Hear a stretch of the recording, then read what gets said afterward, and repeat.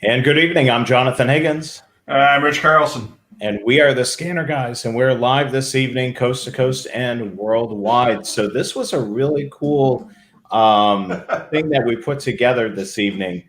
Was a fan vote. What's wrong, Rich? I don't know where the audio's coming from. You have voices in the offices. Is that There right? you go. I had too many windows open at the same time. Yeah. So, Rich, so this was quite an interesting thing. This is the second time that we did a fan vote. We were voting for the topic of, and I'm not too sure if everybody knows what topic that won. We had a couple of pretty good ones. We had FCC and radio reference search. We had federal scanner monitoring. And what was the other one? I'm trying to remember now. Aviation. Aviation. So this was quite an interesting thing. It was, different aspects of the hobby. So what do you think of the result of it? Did you think it was going to go this way? I'm a little surprised, but I thought aviation would have won. It turns out it was nowhere near. Aviation came in third place, which I was kind of shocked. And then in second place was radio reference and FCC searches. So radio reference and FCC searches will be next week's show because it came in second place. So tonight will be federal scanner monitoring. So we're going to cover all the various agencies you can listen to on the scanner. Some of it, you're going to learn that some of them are encrypted, some are not. We're going to go over all that tonight, so this should be a good show. We were just talking off air. I can't believe, the month of July, we're practically right through it. I mean, next week is going to be the last Wednesday of the month for us. Yeah, it's crazy. Time is going so fast. I thought with all the pandemic and being stuck in the house and everything for the 4 months now. Yeah, it's been a while. That time would be dragging, but all of a sudden it's darn near August already. Yeah, it is crazy. The amount of time. It's just going by so fast. Well, the thing is too. Well, with me especially, since the weather doesn't really change that much, it goes from hot to hotter, and so it's not that big a difference in the weather. At least you get a little bit of weather variance there. Yeah, I mean, there's not as drastic as New England, having the winters with the snow and all that. I don't miss that at all. I really love down here. So far, I find that I really love spring and fall because it's, still beautiful weather, even in the winter months. I mean, you do have some nights where it gets pretty chilly. But other than that, it's not bad at all. I mean, I could wear shorts year round. Yeah, that's the thing here. Yeah, we wear coats and gloves when it gets down below 60 out here. So yeah, I've heard that. I've seen some people around here when it was, in the in the 60s or 50s, and they're all bundled up like it's a cold New England day, and it's not. Yeah, you can always tell the guys from up north at 60 degrees out here, they're still wearing shorts and a t-shirt. Yeah, I mean, that's how I am. I was wearing. I couldn't get over it when I first moved down here to the Carolinas. I was wearing shorts in February and March, and I was like, "This is great." I love it. Did you see Joe's comment? Let's see. Snow is good. Kills bugs. Yeah, that it does. Yeah, it does. That's for sure. So let's reveal tonight's topic. There it is, right there. Federal scanner monitoring. And as always, the Scanner Guys are brought to you by Scanner Master. So that's tonight's topic of discussion. We want to remind you of a couple of things. There's only 3 days left. If you haven't ordered your Scanner Guys t-shirt, make sure you do it right now. There's only 3 days left. So you can order that through the website of The Scanner Guys. .weebly.com. That's thescannerguys.weebly.com. And we also have these shirts in 5 different colors, as you can see here on your screen. So place your order right now. That's going to help support the Scanner Guys to bring more programming like this to you. So, answer me this. Yes. They got 5 shirts here. How did they get exactly the same wrinkles on every shirt? That's a good question. I noticed that as well. So I'm wondering if they do something with a little bit of Photoshop with the dyeing of the shirts. I Oh, noticed maybe. I know it's perfect. Like the wrinkles are in the same spot, and when you have them up like this, you can definitely tell. Typically, I pulled these shots from the website that we're using, and I noticed that I said it's the same shirt, different color, and the Yeah. wrinkles, like you said, are exactly the same. When you get your shirt, hopefully it'll be wrinkle free, and Yeah. it'll have our logo on there. So definitely place the order for the shirt tonight if you haven't already. That helps to support the scanner guys. That's us, to keep bringing quality programming to you. So we should have a really good show tonight. Let me just see what's on the next slide. So look at this, the Slim SDS 100. We get calls on this all the time, and we finally got some more of them in. So these are the small SDS 100 batteries, just like the ones that came out with the radio originally, the very first batch. And it includes the small battery door, so that the radio itself maintains that nice, straight, flat profile instead of the Kardashian profile. It comes with the large battery. And then with this, it'll still work in the radio. It will work if you've got that desktop charger for the external batteries. So it is ideal. Now, obviously, it's not going to last quite as long as the larger battery will, but it'll give you several hours of use, and you get that nice small profile. And this is one of the best selling accessories we have. Yeah, so that's definitely something. If you prefer the smaller back on the SDS 100, certainly check that out. And plus, you can get the battery as well. And if you got the early production of this radio and you want an extra small battery, this is an option to go. Yeah. Yeah. And we got a bunch of them in, so we should be able to fulfill most of the orders. And now that we have a steady supplier, we will be able to replenish the supply should these sell out too. But these are the same battery chemical type as the existing batteries, the lithium polymer batteries, and they work really, really well. And they outside the radio itself, it's probably the one question, the biggest question we get asked all the time.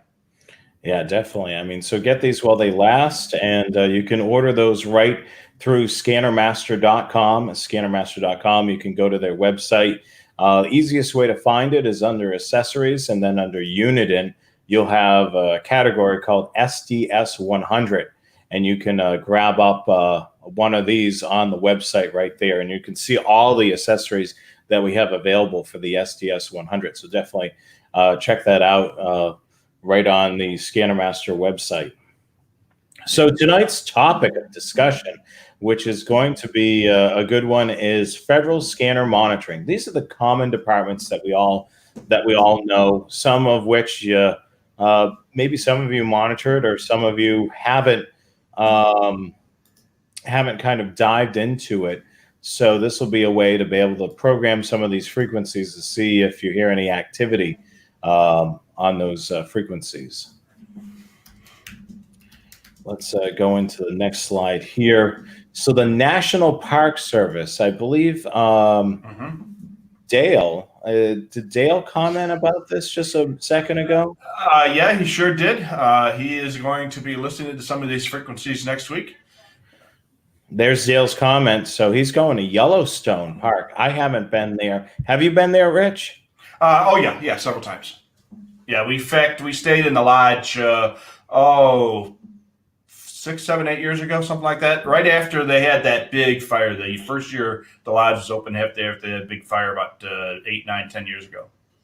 So, Dale, we want to make sure that you give us a full report on your trip this weekend, and see if you're able to hear some of the federal frequencies, at the park. We would love to know about that as a follow-up. So let's take a look at the overall slide here. So they're broadcasting on the 162 to 174 megahertz. They're likely P25 conventional. There is a possibility they may be running encryption. This will be typically the day-to-day operations for in the park. So you may have different departments or different frequencies depending on how large the park is. A lot of times it's law enforcement, security, and even emergency management at the park. So if anything goes down at the park, they have rangers and so on. They'll respond to if someone has slipped and fell, down when they were hiking or whatever it may be. They'll certainly respond to that. One thing you'll notice with the national parks, especially the big ones like Yellowstone and Rocky Mountain parks, is that they operate very much like a city does. They have police, rangers, and other law enforcement. They have fire and EMS, both for wildlands and for structural. They have services like refuge pickup and maintenance and highway work and stuff. So they have all the same stuff going on as a city would. It's just that it's spread out a lot more over a large area. I just think of national parks. Have you been to the one that's Bar Harbor? It's escaping me now. It's Bahaba up in Maine. Acadia National Park. Have you been there, Rich? The last time I was up in that area was 15 years ago, and we drove through it, but we didn't stay. Yeah, I mean, it's a beautiful park. I mean, if you ever get another opportunity to head up to Maine, Bar Harbor is a cute little town. It's got several of those small little boutique shops and so on. So it's a great place. We actually stayed up in Eastport, which is a little bit to the north of there. It's basically the easternmost place in the United States. Yeah, the other thing that's near there too for our rail fan audience is there's a scenic railroad that's not too far from Bar Harbor, and it's a beautiful ride. They've done a lot up there. They have a yard, and they eventually want Conway. No, that's over in New Hampshire. The Downeaster, I think it's called, the Downeaster Railroad, and it's just north of Bar Harbor. It's I forget what the name of it. All these names of towns are escaping right now, but it's a beautiful scenic ride on the train. I mean, it's something that I've done, on occasion, going up there. They even have some open cars, so if you have your dog with you, like oftentimes, we would take our dogs camping, and usually we would take the big mutt with us, and there's an open car, and he can ride on there. I mean, it's a beautiful area. That's probably one of my favorite places in Maine. I mean, anywhere coastal Maine. I mean, my dad and I did a trip where we visited a whole slew of lighthouses along the coast of Maine. Sure. Oh yeah, that's big. I mean, you go to lighthouse tours. They have organized lighthouse tours in Maine as well. But like I say, all these different national parks, they use radios extensively, and you're going to hear a lot of stuff. And it isn't just the federal channels themselves, too. There's a lot of contractors and concessions at these parks. And so there's a lot of business channel operations at them as well. So you're going to hear stuff on a wide range of frequencies. Yeah, and you're going to be able to, so you want to use, the close call service searches, things like that when you're up there, or custom searches. It'll be a great thing. And then we're going to tell you a couple of sources that you can check out later on in the slideshow for looking for these frequencies and get them programmed before your trip. So let's continue on with the slideshow here. So this is another agency that, we've talked about on occasion, and it's the United States Coast Guard. So they're VHF, UHF, analog, encryption unlikely, and it's a day-to-day operation, and also they use marine channels. Yeah, the Coast Guard is an interesting operation. During peacetime, they're part of the Treasury Department, and there's effectively a civilian operation with law enforcement and rescue purposes and jobs and such. During wartime, they become part of the military, and I assume headed by the Navy. So they're kind of a semi-military, semi-civilian operation. So they kind of have their hands in both pies when it comes to that. Yeah, I mean, it's certainly a really cool thing to listen to. I mean, these are all different things that we can listen to, and like the slide shows, encryption is unlikely; it's analog, so you could listen to, on one of your basic scanners. Yeah, yeah, and there, I was going to say on the next slide, there's going to be a good list of the frequencies they use. Now, when I was on the police department, the town I worked in was right on Lake Michigan. So we even had the Coast Guard channels in our radios in the cars, and we talked to them all the time. Whenever there was a boat problem, we were on the radio with the Coast Guard. It was a lot easier to tell the dispatcher to call the Coast Guard station, and then you have to call on the radio. We just talked to the guys directly, and it worked out really well. And the Coasties, man, those guys are awesome. If you know anybody in the Coast Guard, bake them a cake. They're good guys. That's for sure. And look at that. There's all the frequencies there. And I mean, people are commenting about the just being able to monitor them. There's Douglas, saying about he's hearing a lot of the Coast Guard stuff around there. Yep. Yeah. And they are very active. They're very good at what they do. And if you're near a Coast Guard station, obviously you're going to hear hear a lot of activity there. On the Great Lakes, and is obviously a huge area. So those Coast Guard stations might be 100 miles apart between them or more. So, and it's not just the lakes and the oceans. There are also Coast Guard stations on the rivers. When I go down to East Peoria occasionally, and there's a Coast Guard station on the Illinois River at Peoria. And it's actually in East Peoria, on the east side of the river. And they work the rivers as well. Wow. It's pretty amazing. I didn't even know that. Yeah. So there's the frequencies there. So you want to make sure that you program some of these in if you're near one of these waterways, because you may hear some really interesting activity. Mm-hmm. Let's continue on here. So here's the FBI. Yep. Excuse me. These are the main federal law enforcement agency. They do a lot of investigations. They started off. They became most well known during the 30s and the bank robbery days with the Al Capone and all that. And J. Edgar Hoover was in charge of them. And they are a federal law enforcement agency. They have specific responsibilities to investigate federal crimes. Most of their communications are going to be encrypted, but occasionally they will pop up with unencrypted stuff. Yeah, so I've monitored them when I was in Massachusetts, and the encryption would be either on or off.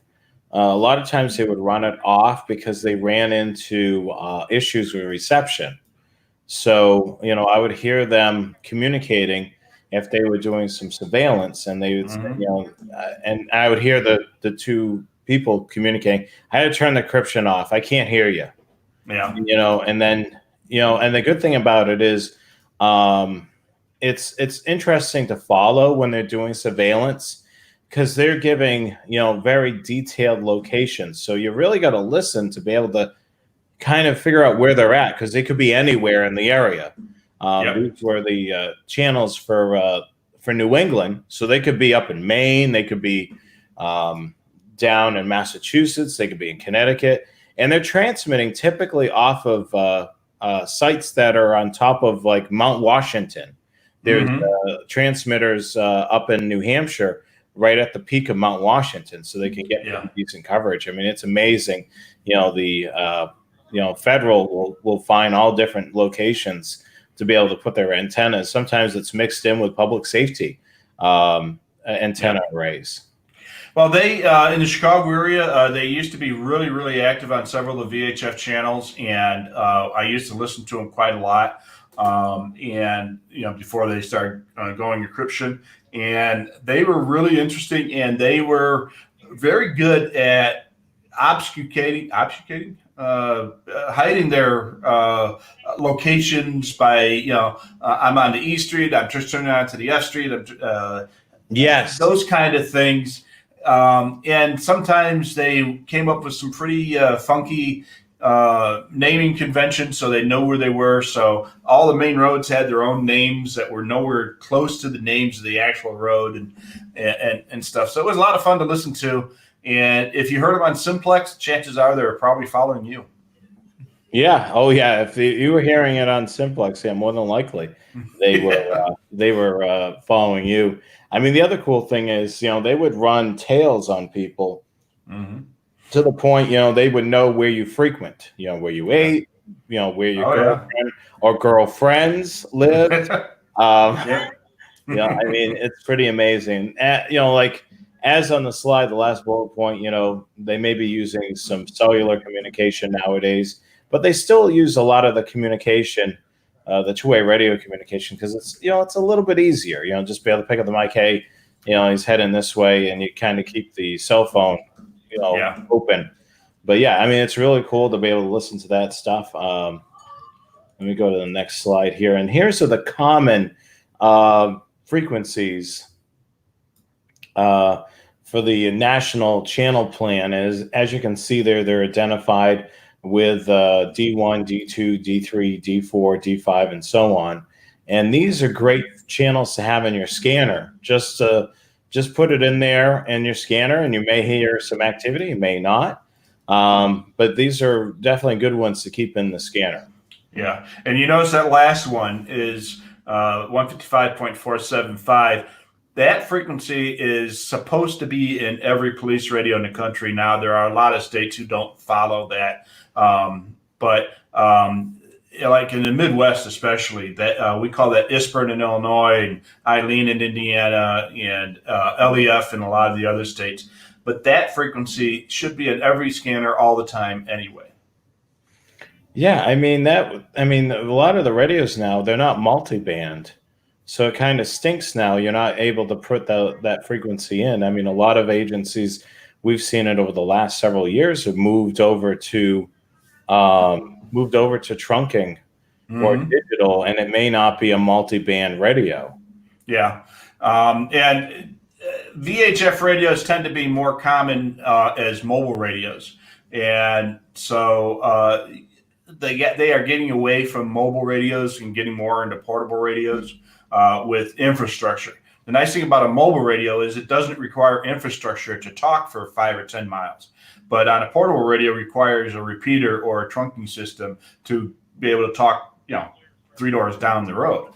Mobile radios are a lot less common these days, especially for things like the FBI and some of these federal agencies. They might be using leased cars or rental cars, especially if they're traveling agents. They're going from place to place, so they got to use a portable radio or a cell phone. Yeah, definitely. I mean, that's the thing about being able to have the portable radio. It's very easy to even if you have to get out of the vehicle, you just grab that and go. I mean, like you said, they're not using vehicles that stand out like a sore thumb. Yeah, when they're doing surveillance on somebody. Yep. Yeah, and they are getting very good at hiding the fact that they've got a radio. And so much of the stuff these days also is on cellular anyway. So everybody's got a cell phone, so they don't stick out carrying a cell phone. Yeah. And plus, with a cell phone, you can run your Bluetooth in the car, and you just look like somebody else is just talking on their phone. Yeah. While they're driving, Yeah. I mean, you think of it way back when, if we were driving in the car and you saw somebody on the highway, it looks like they're talking to themselves, and you would think, boy, they're crazy. Yeah. Like if we went, back in time and somebody was on Bluetooth back then. Yeah. You think, what the heck is going on? Nowadays, hear talking to yourself, they're on the phone. Oh, they're on the phone. Yep. Do you remember those TV ads about the the girl's talking on the phone, and then but the guy doesn't know she's talking on the phone, and and she says, "Oh, I love you," and the guy's like, "Oh, I've had this crush on you forever," and then she realizes she's on the phone. Yes, that's for sure. There's all types of funny commercials. I've seen all types of things. Yeah. Yeah, I mean, these are definitely frequencies you should definitely have in your scanner if you don't already. Now, this is kind of an interesting bunch. This is the United States Secret Service. They are on multiple bands. You're going to see them on VHF low, VHF high, UHF. They're common, P25 conventional. They're likely to be encrypted, and this is for the day-to-day operations. Yeah. Now, everybody knows the Secret Service, their main point where everybody knows them for is protecting the president and other dignitaries. That's not their only job, and isn't their first job. Their first job was for counterfeiting and protecting the money and other paper currency that the government has put out. And then they became in charge of dignitary protection for the president and such. They do a lot of coordination with state, county, and local police and fire agencies during a VIP visit or a presidential visit. I worked with them many times on some of these visits over the years, and they have TCOM, which is like the common Treasury Department channel, and they have this channel plan. They often will set up their own infrastructure. They'll put a temporary repeater up on a high building or connect it to a portable antenna or what have you. They have got some remarkable communications vehicles that I've been lucky enough to have seen the inside of, and even their protection vehicles are pretty cool. When Vice President Bush, which is kind of dating me here, was visiting the town that I worked in, I was assigned as liaison to one of the details, and I got to ride in one of their Suburbans from the helicopter site to the visit site. And I was sitting on a bench, and there was a Suburban with two benches on either side. And so then obviously there's storage compartments. So I said, "So what do you guys keep in these benches?" And the guy opens up the one, and you got compact Uzi submachine guns and some other stuff. "Oh, well, what's in that one?" "Don't worry about it." You don't want to know. So I'm guessing Laws rockets, but that's just a wild guess. Yeah, I'm sure. I mean, I'm sure those are the big guns. Yeah, and they were extremely professional, very good at what they did, and they worked with us well. They didn't treat us like peons or anything like that. We were a part of the protection package, and we had a job to do. They had a job to do, and they worked very well with us. I got nothing but good thing to say about the times I've worked with the Secret Service. They have been, these guys, consummate professionals. Well, that is awesome. And those frequencies right there are on the screen. I do see that some people are writing that stuff down. What I should do, because we have a lot of valuable information in tonight's slideshow, I'll see if I can PDF this and put this along with the video presentation, a link to the PDF. I'll see if I can do that relatively easy for you. So if you guys want to be able to look through the slideshow, I'll see if I can do a PDF version of it, and then you guys can download it and program in these frequencies. Now, I was going to do another slide, but I didn't have a lot of time for this. But there is a lot of the presidents and the current administration and past administration have a name on the channel. Do you know about that, Rich? Yeah, each person that they're going to discuss regularly on the radio has a code name. And if you've ever watched The West Wing on TV, it's actually relatively accurate. And sometimes the code name applies, pretty easily. You can understand why they picked that code name. Like Rawhide was President Reagan's code name. and that's because he played in a lot of Western movies when he was an actor. And such a, if you ever watched The West Wing, C.J. Craig was called Flamingo, good, tall and skinny, and and things like that. And those, and each one of them has that. And some of them are kind of humorous, and some of them are kind of like head scratchers, but usually they make sense somehow. It's very cool. And there is some websites out there that kind of have, all the various code names for the various officials. Yep. Yeah, I don't know what their current names are, and but usually it gets out pretty quickly, and usually when it does, they probably change them. Yeah, Bubba, that would have been George W. That's Oh no, that would have been Clinton. Clinton. Yeah. Yeah, Bubba. W. I don't know what we would have called him. Yeah, we'll continue on here with the slideshow, and we will dive into the DEA, which for those people that watch Breaking Bad knew that the DEA made several appearances on that show, and this is a great thing to listen to as well. It's going to be mostly UHF band, primarily P25, likely, yet again, encrypted, day-to-day operations on there as well. I believe there's a national slide. Here it is right here. Yeah. So these are some of the common frequencies for the DEA. So this might be worth programming into your scanner.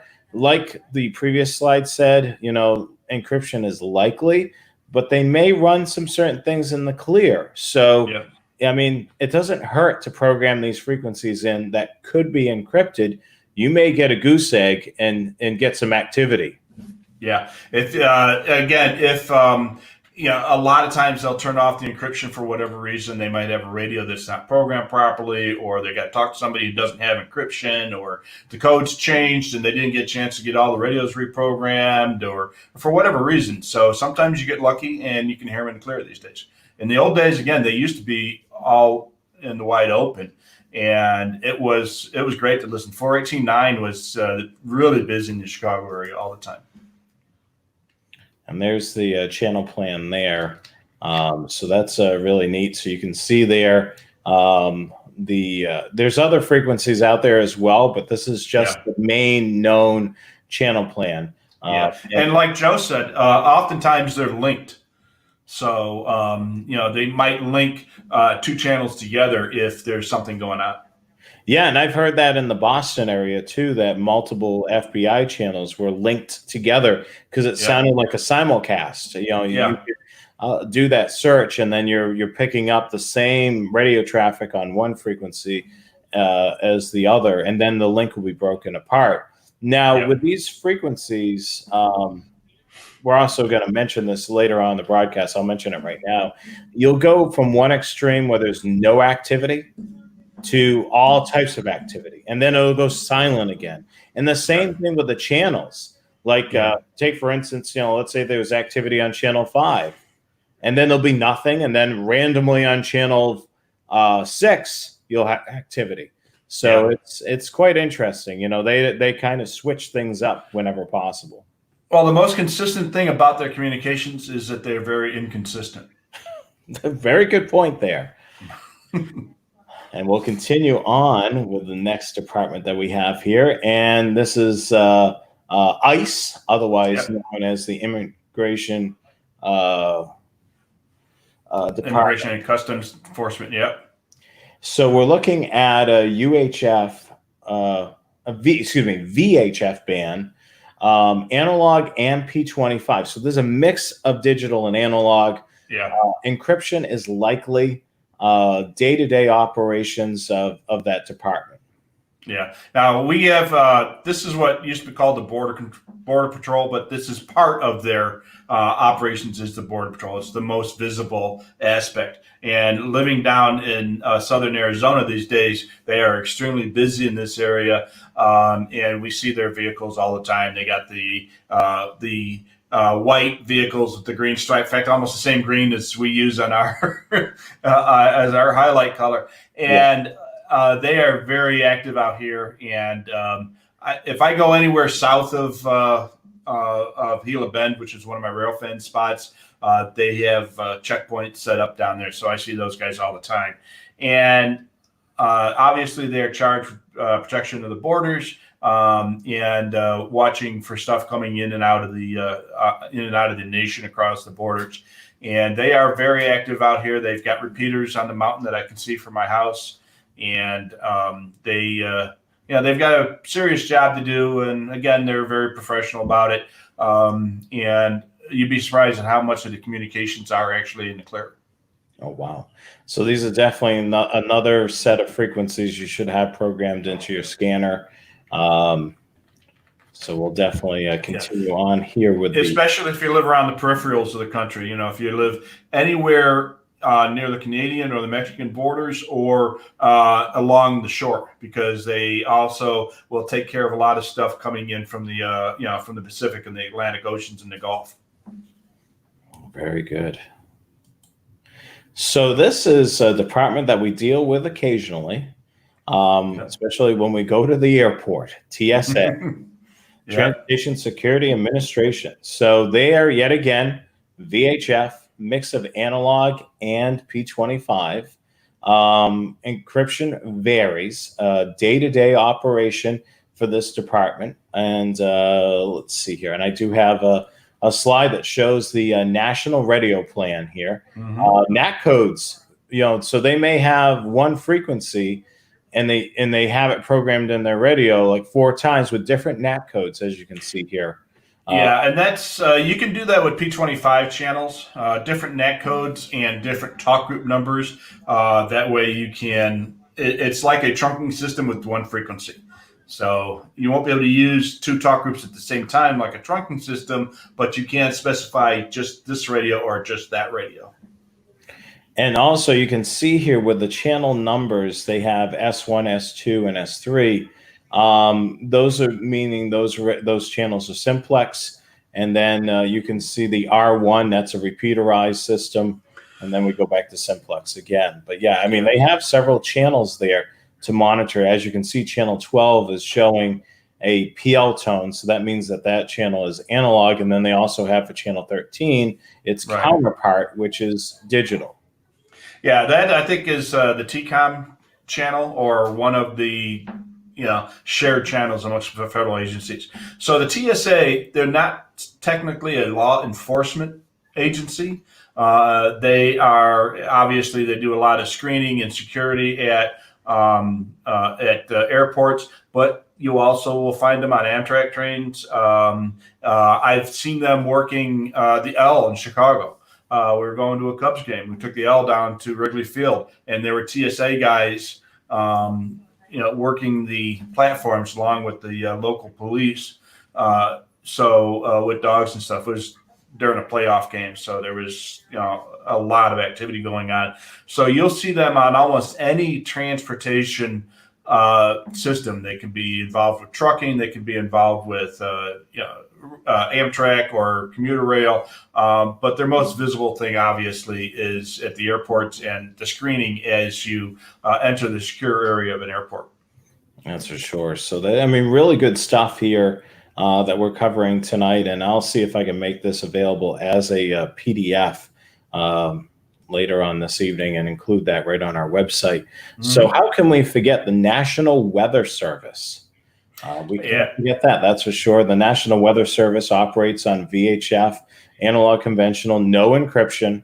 If you're listening to NOAA Weather Radio, it's a 24/7 broadcast.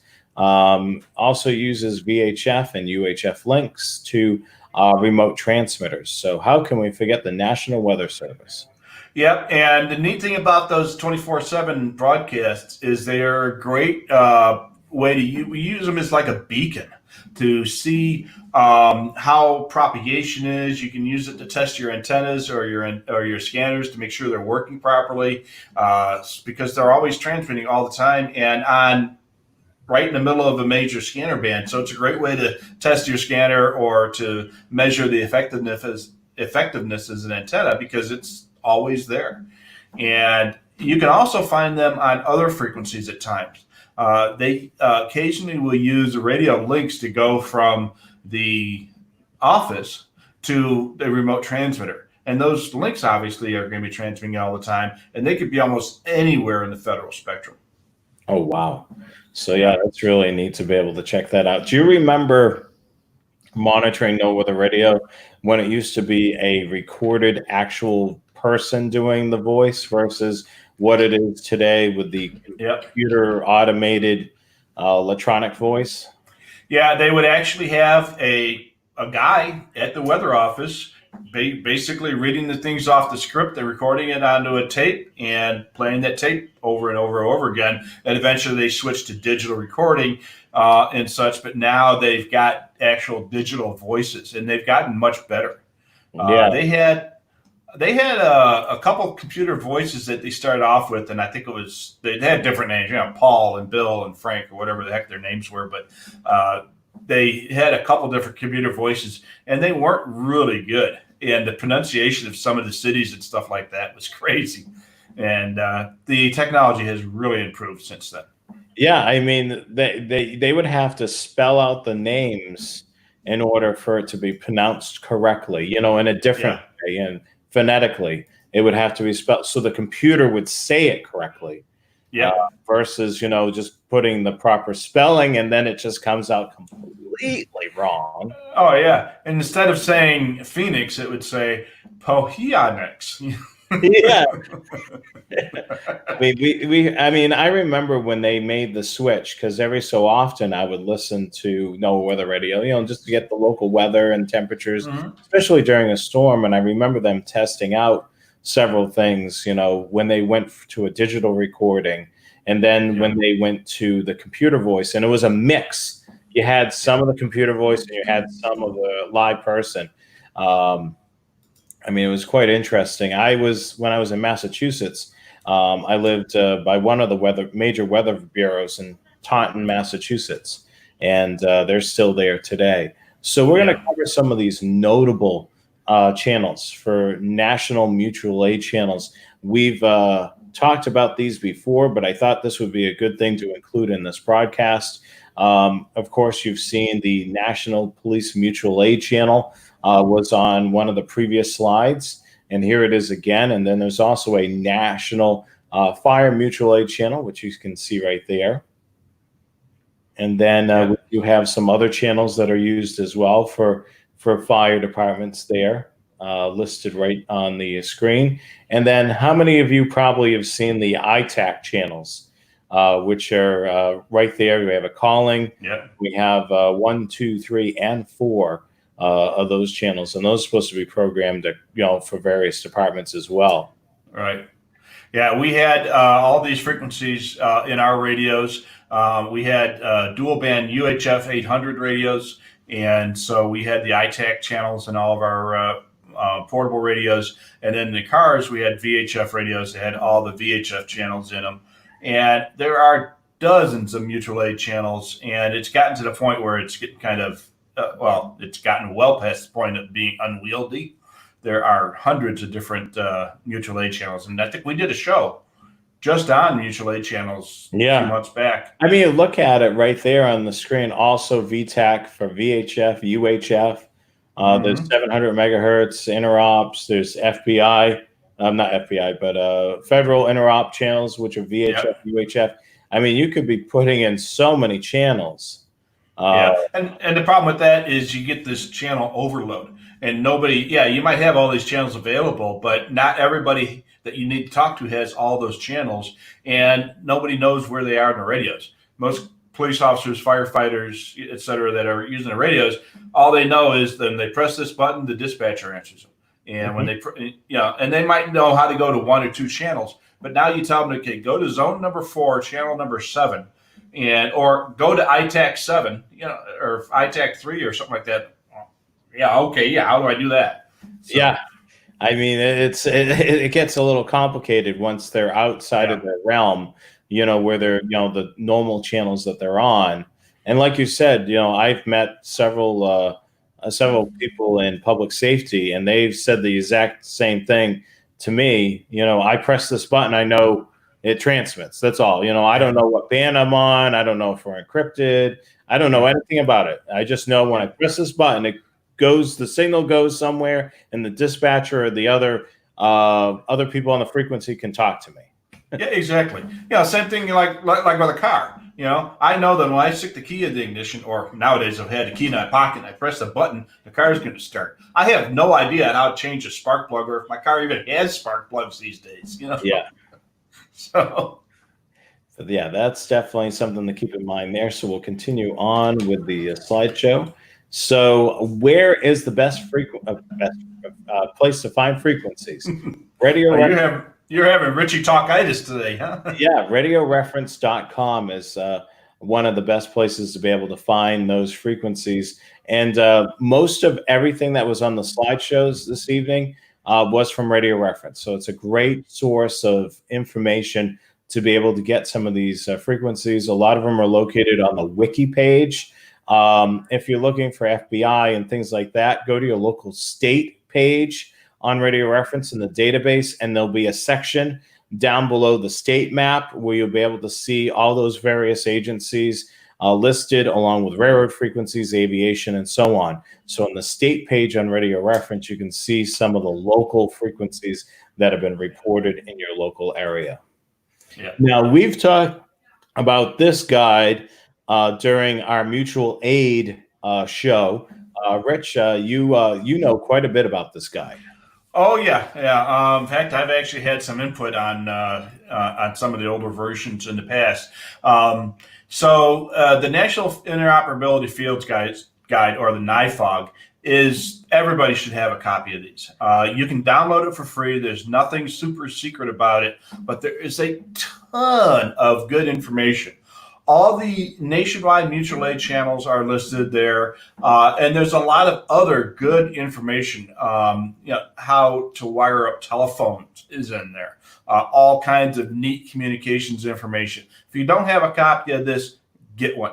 And it's updated every few years. I think this is actually the current version, the 2016 version, and there might have been some incremental minor updates to it from since then, but there's a ton of good information on here, and you'll find a bunch of obscure frequencies that you may never have known about otherwise. And if you start putting some of these in your radio, sometimes you're going to hear something on it. Yeah, I mean, definitely during like when there's an event going on, such as a hurricane or things like that, some of these channels are going to light up. Yeah, absolutely.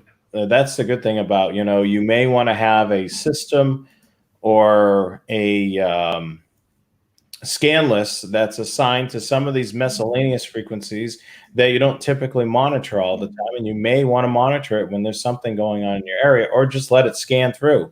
And you may hear some interesting activity. So definitely check out that guide as well. Here's some tips for programming these law enforcement or federal enforcement channels. Radio traffic will be random or limited due to encryption.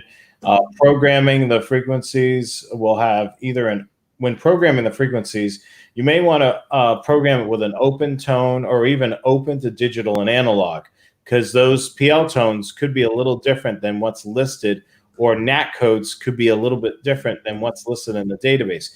Every now and then they do change that, and you may want to run it wide open. And the same thing with digital and analog. With some of those agencies that we said it was a mix of digital and analog, you may want to run it wide open until you can confirm that it is digital or analog, and then store it. And even then, if you know that they're running digital or analog, you may want to program it in twice. One digital with the known NAT code, so the radio will kick over right away when it's a digital radio transmission, and then you may want to program in that frequency again to receive analog only. So it used to be a lot of the federal agencies had a favorite PL tone. So FBI, it used to be 167.9. DEA was 156.7. There was another one that was using 103.5 on a regular basis. So you could get a pretty good idea of what agency it was based on the PL tone that they were using when they were analog. Some of that carried over to NAT codes.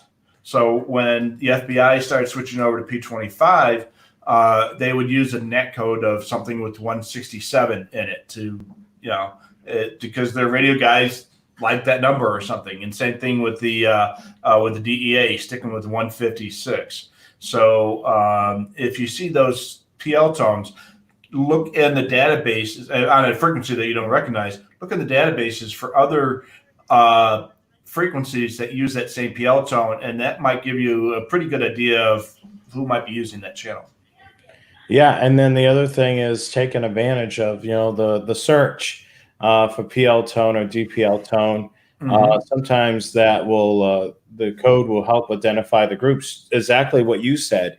If they have a favorite PL tone or DPL or a favorite NAT code, that's going to kind of be the hint. Like if you have a whole bunch of those FBI frequencies programmed in, and you say, "Oh, here's another one. It's the same NAT code." Yep. And then looking for local frequencies by using the custom service searches.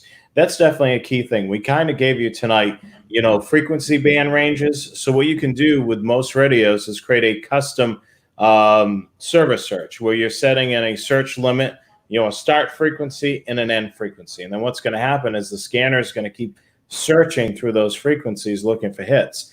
So one of the things I would recommend is if you're doing searches and you're trying to find activity and you're not going to be by your radio all the time, make sure you probably purchase something like the Butel software, the ARC Pro software for that particular radio, because it'll do data logging. And then you could even take it to the next step and do recording, so you can listen back to the radio transmissions as well. You would basically connect up your scanner up to your computer, and then it will log all the hits. And then even if you didn't do the recording, you could then see a list of the frequencies. It'll display PL tone or DPL tone or even the NAT code. And then you could say, holy crap, there was a lot of activity by this particular department. So then when you're able to be by your radio, program that in and see what you hear. Well, that's the neat thing about the ARC software, the pro version of the ARC software for whatever scanner you've got, is that with that logging, it tells you not only the number of hits, but how much time was expended on that particular hit. So you can tell if these guys are, 100 hits, but only 1 second at a time, or 15 hits, but 8 minutes at a time. Yeah, I mean, you can be able to tell that there's a lot of activity, and that'll really be quite helpful. The other thing that we mentioned, I actually mentioned this earlier in the broadcast, is don't be shocked if you hear communication in the clear. Encryption can reduce range. So the alternative when reception is an issue is running the communication in the clear. And I can't tell you how many times I've heard that. I've heard, them talking to the point of saying, geez, the radio's junk when it's encrypted. I literally heard them say that. So they come out of encryption, and then they talk to the other guy and they say, "Hey, you're not? Are you out of encryption?" Yeah. I'm on here with you. So when reception becomes an issue, you may actually hear them in the clear. So it pays to program some of these known frequencies in the radio, because you may be able to hear some cool stuff. Yeah, absolutely. And when you do hear stuff that's in the clear, remember that don't be broadcasting that stuff out there. Listen to it, enjoy it, but don't be rebroadcasting it or telling other people about it. Just enjoy it for your own personal, Yeah, don't be posting it on Twitter or Facebook or all this stuff. If you want to call a friend of yours, hey, you need to, do that on the down low, but don't, because what's going to happen is if you do that publicly, you're going to ruin it for everybody. They're going to catch wind of it, and then you're never going to hear anything in the clear. Yeah, absolutely. Yeah. So, and while that goes, it's the same thing is true for any public safety listening. It really is especially true for stuff on the federal things. That stuff can almost always is going to be extremely sensitive. Yeah, so definitely keep that in mind. But those are some of our tips for programming, federal law enforcement there on the slideshow. Here's some contact information right now. We're going to dive into this a little early tonight. We're almost entering the second hour. While we're doing this, if you want to post your questions or comments, do that right now. If you're on Facebook or on YouTube, we would love to read those and answer some of your questions. Just going to go over some information right here while you guys are doing that. So if you have scanner related questions, you can email us at support@scannermaster.com. If you want to talk to us live over the phone, give us a call at 1-800-722-6637. Hours of operation for the telephone number are Monday through Friday from 10 a.m. to 4 p.m. Eastern Time. So that number again is 1-800-722-6637.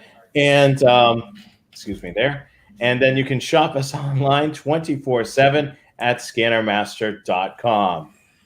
Yeah, I do this every week. I probably could do it blindfolded. Sign up for the Scannermaster newsletter. They are a sponsor of our show. You can sign up by visiting the scannermaster.com. Go to the bottom of the homepage, and you'll see a sign up for their newsletter. You can learn more about new products, sales, and so on. Certainly, we send a lot of emails during the holiday season just because we have a lot going on with sales and so on. We'll continue here. All right. So we only have 3 days left to order the limited edition of the Scanner Guys t-shirt. So you want to order this on our website, thescannerguys.weebly.com. So make sure you order that before the 3 days are up. You may want to do it tonight. Some of the proceeds will go to help bring quality programming to you guys each and every week here. So definitely if you can buy a shirt, help keep the Scanner Guys here going. And we may actually do some really cool stuff in the upcoming months here. So definitely show your support for the Scanner Guys. And you can order the shirts in one of the 5 different colors. So 3 days only left.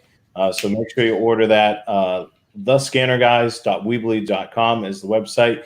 And we'll go from there. 3 bottles of water, by the way. The question was asked. Water. So next week's broadcast, we're not going to have a vote for next week's broadcast. We're going to take the second place, the runner-up, and that's going to be our show topic. And so that next broadcast is Wednesday, July the 29th. Frequency searches, FCC and radioreference.com. So we're going to go over, the FCC searches and radioreference.com, some really cool ways for searching for frequencies there. And we will be on, of course, Wednesday night at 8 p.m. Eastern Time, 5 p.m. Pacific, right here on our YouTube channel, The Scanner Guys. And if you haven't already, make sure you like or subscribe to the pages you're on watching us live. Reading some of the comments, they're pretty good. I mean, these guys are funnier than we are. The bottle count, support the starving Scanner Guys for only 33 cents a day. Yeah, I'm seeing that. We're trying to beef up things with the broadcast. So, you've certainly seen the changes over the last year and a half.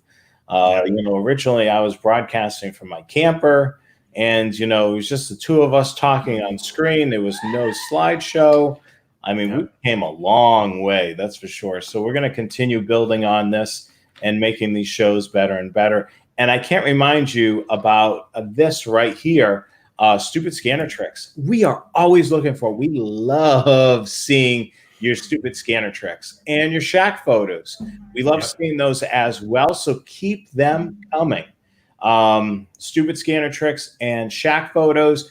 Email the email address on the page there, thescannerguys@gmail.com. Now keep in mind, if you have scanner related questions, send it to support@scannermaster.com. We don't monitor this email address 24/7. So if you have an urgent question, send it to support@scannermaster.com. But if you want to send us your stupid scanner tricks and your shack photos, you go ahead and send it right there. So we love seeing that stuff from you guys. And then, of course, my social media, Train Aficionado and Rail Aficionado. You can follow, like, and subscribe to that as well. And, of course, don't forget our social media at Scannermaster and the social media for the Scanner Guy. So we'll remind you that, again, at the end of the broadcast. But let's dive into your questions right now. A lot of you actually look forward to this portion of the show. You can kind of pick our brains and ask us some questions, some of which will be related to the topic of discussion. Some of it will be things that you just have questions about in general. Yeah. I got notifications from one of the Facebook groups that we posted the video to, and I just happened to notice it. So we don't normally monitor comments from Facebook posts other than the Scannermaster Facebook page, but these are on one of the other Facebook pages that we posted a notice for the show to, and I just happened to see the notifications pop up. So I don't do this, but I'll do it this time because there's a couple good questions and comments here. So Milford reports that the Secret Service also rolls an RF jammer van now when the president's around. So it will mess with your scanner if you're up close. So if you are really close to a Secret Service event, don't plan on being able to use your scanner. And it's probably not a bad idea that they do that. And yeah, they do. And sometimes that can mess with law enforcement radios as well. But they make accommodations for that. And most of that stuff now is encrypted P25, of course. Even some of the Federal Protective Services police are also encrypted. The Federal Protective Services, they protect federal buildings like federal courthouses and occasionally federal office buildings or even, I guess, I don't know if they do post office or not because post office has their own law enforcement, but they do protect federal businesses or federal buildings. And when my wife used to work for the FAA, after 9/11, the security got really tight at her building, and they had postal inspectors got detailed to protect their office building at the FAA until they could get security arranged for it. So. So right after 9/11, they scrambled, and you had federal agencies working areas that had nothing to do with their particular responsibility, but they had to get stuff done in a hurry. TSA is also supposedly getting rid of all their analog radios and should be all P25 by next year, and mostly encrypted if they follow the DHS guidelines, which is the Homeland Security is their head agency. And when we mentioned the Coast Guard earlier, the Coast Guard is part of DHS now. It used to be part of Treasury, and now they're part of the Department of Homeland Security. So amazing how a lot of the departments have kind of shuffled around over the years. Some of them have actually merged in together. Some of them have became completely moved away from the department that was above them. It's quite amazing how things have changed over the years. Oh, yeah. And DHS has got the ultimate responsibility for internal security inside the borders of the U.S. So that includes the Border Patrol, ICE, Coast Guard, and other law enforcement within the continental and within the 50 states anyway. And TSA is huge at port of entry, so container facilities. So there's huge container facilities in like LA and some of the other coastal cities. So you'll see a lot of TSA activity at those locations as well. And we already spoke about the Coast Guard. Oh, yeah. I almost forgot about the Civil Air Patrol. Civil Air Patrol is a civilian agency that is attached to the Air Force, and they kind of cooperate with the Air Force, and they provide some local services where they chase ELT activations and provide some civilian aviation resources, for things like search and rescue, and again, like ELT activations and such. A lot of that stuff is P25. but there's still a lot of it on VHF. A 148.15 is still very active in this area, and that's still mostly analog, at least around here, but they're going. And the postal inspectors, of course. And then, so let me go back to the beginning, and got a few regular check-ins. Chris is always the first guy to check in, and got a bunch of other regulars. Messy Shack from Livonia. I don't know who Messy Shack is, but he's one of our regulars, and I can guess what his shack looks like. No, it's probably like playing on words. It's probably a really cool shack. Yeah, it's probably something real neat and organized, And he just doing a little play on words, which is really yeah. Cool. Our buddy Jay from Papillon, John K-Love, sounds like a radio station. K-Love 94. And see, Kevin's checking in from Levittown, the first suburb. So check out Levittown in the Wikipedia. Tell you all about everything you ever want to know about Levittown. It's a very interesting place. That's cool. John says there's bad weather in New Jersey. So that's good. My buddy Steve. Hi, Steve. How you doing? Dave's checking in. There's Tom. Another Dave. I'm hearing things. Yes. I'm hearing all kinds of weird things. Even when there's nobody talking, I still hear these voices in my head. Oh, jeez. Yeah. Actually, I do have tinnitus. So I hear ringing out of this ear all the time. And if you've ever had tinnitus, it's very aggravating. I'm sure it is. Yeah. Jimmy's checking in. Our buddy Joe, one of our regulars. All three of those were good topics. So, we'll probably do aviation again. We've actually done aviation once or twice already. So, there's Josh. I've talked to him a couple times this week. The aviation, I was really thinking we could do like a beginner's dive into it, where you could, where we can kind of look at a typical layout of an airport, and you can kind of go over the structure of a typical airport. What do they mean when they say certain things over the radio? I mean, really do like a simple type of thing where people can get a basic understanding of it. But I think aviation is definitely something that we can definitely do. And I mean, they were all three good topics, and they were recommended by you guys. And we said, okay, that we could do that. We could do that. We could do this one. And then we made it so you guys could vote.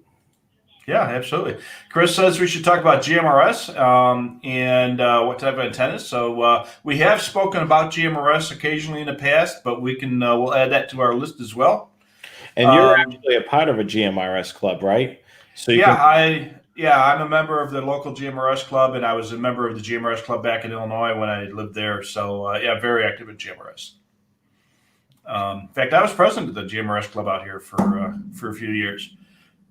And but I'm still very active. We have our nets every Tuesday night. So if you're in the Phoenix area, pop in 462.55 and listen to our nets at 7:00 on Tuesdays. And if you've got a GMRS license, you can check in, even if you're not a member. Cool. It's almost Sturgis time. So if you're a motorcycle rider, you know what Sturgis is. So Sturgis is a town in South Dakota? Yeah, I think it's South Dakota near Mount Rushmore. And they have a big rally every summer in Sturgis. And if you've got a motorcycle, Sturgis is like it's like Disney World for motorcycle people. And there are thousands and thousands of motorcycle riders. I've actually been there once during Bike Week, and actually rode my bike there, and that was 20 years ago. And I'm getting too old for that kind of stuff now. I can't ride that long on a motorcycle anymore, but it was a lot of fun. And if you ride a motorcycle, you got to go to Sturgis at least once. It's like going to Horseshoe Curve for a rail fan. It's cool. You got to do it. Yeah. Our buddy Eustace from Bermuda, he's regular, and Lincoln from San Diego. Dale's going to be in Yellowstone. Say hi to Yogi and Boo Boo for us while you're there. Let's see, Dave is in Kokomo as a regular. Billings is going to be 99 degrees at 6 o'clock. Well, let's see. It is now 6 o'clock here in Phoenix, and it is 110. So, yeah, it's of course we don't have the humidity that you guys get out there, so it's actually kind of cool out there tonight. Tom is in the frozen tundra, so he must be up north someplace. Yeah. Probably, crazy to hear that during the summer months. So it must be quite chilly up there. Yeah, he's probably in Edmonton or something like that. Have you ever been in like Edmonton or northern Canada? No, I haven't. I've my dad and I, when we vacationed a lot in Maine, we made a quick trip in and out of Canada, but it was like an hour in or something, just to say that we went over the border. That was the extent of it. But is it really like chilly up there? Well, yeah, it does. When oh gosh, many years ago, I went up to Vancouver, and then from there we drove up north into Alaska, and then through the Yukon, and then over to Yellowknife and Northwest Territories. So we spent a lot of time way up north, and it was in the end of the end of June, first part of July. In fact, we were in Yellowknife for Canada Day on July 1st, and when you're that far north at that time of the year, it doesn't really get dark at night. About 2 or 3 o'clock in the morning, it gets kind of twilighty, and that's about it. And then it's just it's just that crazy. So it really doesn't get dark at night in the end of June, first part of July. Of course, same thing. The end of December, first part of January, it doesn't really get light in the daytime. So when you're that far north. Oh, wow. My buddy Ray from Chicagoland. Howdy. Yeah. So Sean is saying for our T-shirts, since they all got the same wrinkle, they probably use the same press to press them. Have you got a T-shirt folder? No, I don't. Do you? Oh, my wife's got this thing. Yeah, it's just crazy. It's this piece of plastic with hinges on it, and you put your T-shirt on there, and then you flip, and the T-shirt gets folded into a nice, perfect square. And so all my T-shirts are stacked up, exactly the same size. Yeah, it's crazy. That's cool. And I wear T-shirts all the time. In fact, this is the first time I've worn a collar shirt in probably a month, and I wear shorts and T-shirt.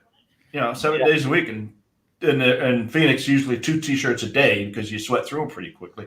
And so she does laundry once a week, and she does 20 T-shirts, and in 3 minutes, she's got them all folded. Yeah, leave it to Rexy. I mean, she figures out. She's definitely one of those types that works smarter, not. Yeah. And for such a smart woman, I don't know why she married to somebody like me. You balance each other. That's what it is. Yeah, it must be. I tell you what, in the 25 years we've been married, she has not listened to a word I've said. Yeah, I mean, that's true. I'm sure she probably says the same thing about you, but you need to pay attention. Yeah, I hear everything she says, but I don't listen. Yeah, she just doesn't hear me at all. All right, so Dave says money back if the wrinkle is still there. Maybe, I don't know. Yeah, we're basically using a third party, so any type of returns, you do it through them, not through us. Yeah, and it's going to be coming not from the Scanner Guys World headquarters. It's going to be coming from the T-shirt company place. Yes. So August says hello from Charlotte, one of your neighbors, right? Yeah, not too far away from there, about an hour away from Charlotte. Cool. And Doug's up in upstate New York. Dale bought his small battery and door the first time around. And Joe asks if those new smaller batteries are compatible with the EBC 100. That's that little desk charger for the SDS 100 batteries. And yes, they are. Good question there, Joe. Yeah, absolutely. So Jim is a firefighter in Connecticut. Thank you for all your service, my friend. Charlie is about to order an SDS 200. He doesn't know anything about programming, so he's going to have us do the programming. He'll also use the zip code. And he asks if he's going to have a problem deleting channels that he doesn't want to hear. So, yeah, so one thing to remember about unit and scanners is they have either a lockout button or an avoid button, depending on the scanner. If it's a zip code scanner, it's called an avoid button. And if it's a non-zip code button, it's called lockout. If you stop the radio on a channel, either by them talking or you just by hitting manual and going to that channel, and you hit that lockout button once, that channel will stay locked out until you turn the radio off. And when you turn the radio back on, that channel will come back. If you double tap that lockout or that avoid button, tap, tap, it will lock out that channel and it'll stay locked out even after you turn the radio off. It doesn't delete the channel from the memory. It just locks it out. So it's there, but it won't hear anything on it. It won't stop any on it while you're scanning. If you then press the hold button and scroll through to the channel, you'll still be able to hear it, but it'll just skip over the channel while you're scanning. If you want to go in and delete the channels, you can do so with the software or even from the keyboard of the radio if you're kind of a masochist. But yeah, it can be done, and don't worry about it. You won't have any problems. All righty. So Tom is in, must be either in Arizona or California because the Joshua Tree National Park, National Forest is not encrypted.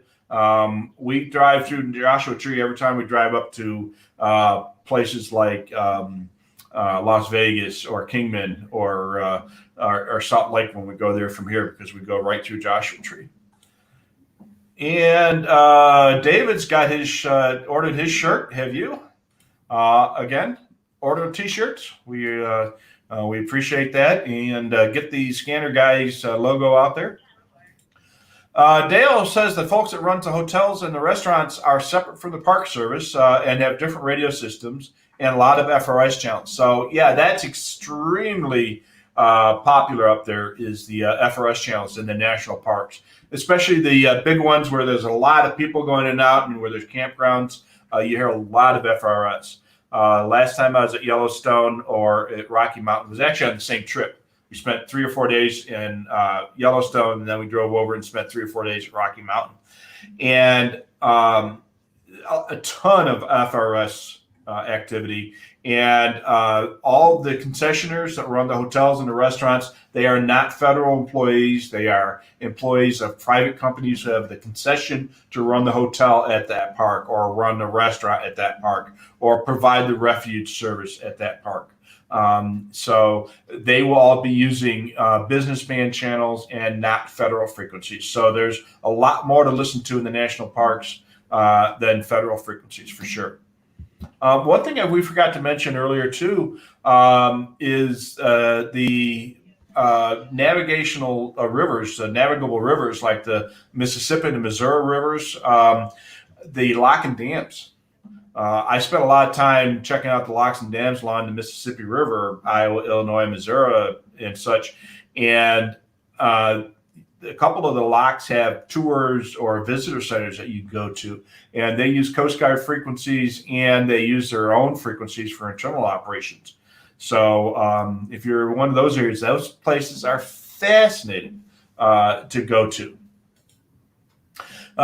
See, Les is in Ontario, in Toronto. It's a hot summer night in Toronto, so it's probably 15, 20 degrees Celsius out there.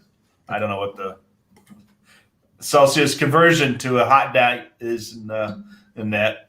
I know what 100 degrees is 212 Fahrenheit. So, and 0 is 32. So Celsius. So if it's a hot night, it's probably in the 30s, right? Yeah. Doug is on Lake Ontario. Lots of Coast Guard stuff up there. That's for sure. Dale's ordered his T-shirt. Ray, great one. Yeah, the Great Lakes Navy Training Base. So the Navy has 2 training facilities, if I recall correctly, these days. One at Great Lakes, which is just north of Chicago, and I think the other one's in San Diego area, if I'm not mistaken. And the Great Lakes is the Recruit Training Center. And when my dad was in the Navy, he He actually served at Great Lakes right after World War II when he was in the Navy. He served up there for a couple of years. But that is like the nationwide recruit training center for the Navy, which is kind of weird because it's not on the ocean and there's no boats there. So it's on Lake Michigan, but they don't have any type of marine facility or water facility up there. It's they got a swimming pool. It's pretty kind of cool. And they've got I did a lot of training up there. They have a really good firearms training facility up there that we've used quite a bit. And it's really kind of neat because you'd think with a Navy training center, there'd be lots of boats and ships and stuff like that. Nope. Lots of classrooms, gymnasiums, and other type of facilities. Steve is in Steamy, PA. Yep. Pennsylvania can get pretty hot this time of year. Good thing from Bob. Don't forget the Marine VHF channel 16, which is like the common hailing frequency. So 156.8, if you're near water, that's the channel they're going to use. Obviously, we don't have a lot of navigable water here in Phoenix, but the marine channels are actually pretty busy. A lot of the truckers use marine channels to chit-chat. Not supposed to, but they do. Yellowstone Lake has got a lot of marine channels active. Yeah, it's a pretty good-sized lake, and a lot of people do some boating in there. So I imagine they'll be pretty busy with the marine channels. Coast Guard is Department of Homeland Security. Thanks, Don. I'd forgotten that they had switched to DHS. They were originally part of the Treasury. Barry confirms our channel 16, 156.8. So a lot of volunteer fire departments will have that channel in their radios if they are anywhere near navigable water or large lakes. Like I say, when I was on the police and our police and fire rigs all had 156.8 and a couple of the other marine channels to talk to the Coast Guard because we were always talking to the Coast Guard on the lake. Tony is checking in from the D.C. area. The Coast Guard uses channel 21A for a patrol around D.C. If you're not familiar with D.C., they have a navigable river there called the Potomac. And obviously with the security situation, you're going to hear a lot of radio activity there, and the Coast Guard is responsible for securing the river. Let's see here. Joe's helping me with my pronunciation. Obfuscating. That was the word I couldn't get spit out before.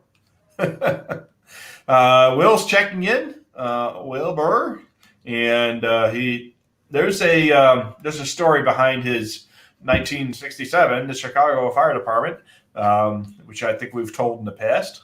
Yes, I'll just display it up there so Will gets gets his now the next guy. I don't know who this next guy is who can't talk. Never heard of him. Yeah, Rich Carlson. Yeah, it's really funny. Today I talked. Not today. Yesterday I talked to another guy named Rich Carlson, one of our customers, and he was talking to me about his son. Who, guess what his name is? Rich Carlson. Yeah, absolutely.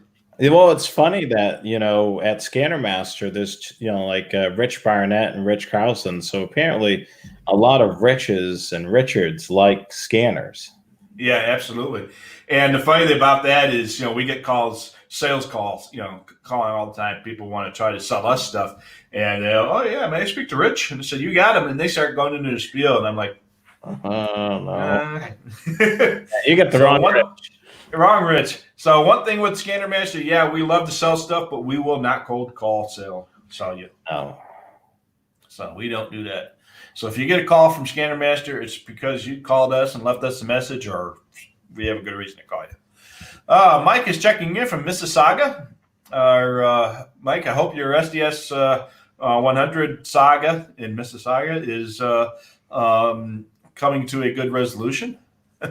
VLaw 31 is that 155.475.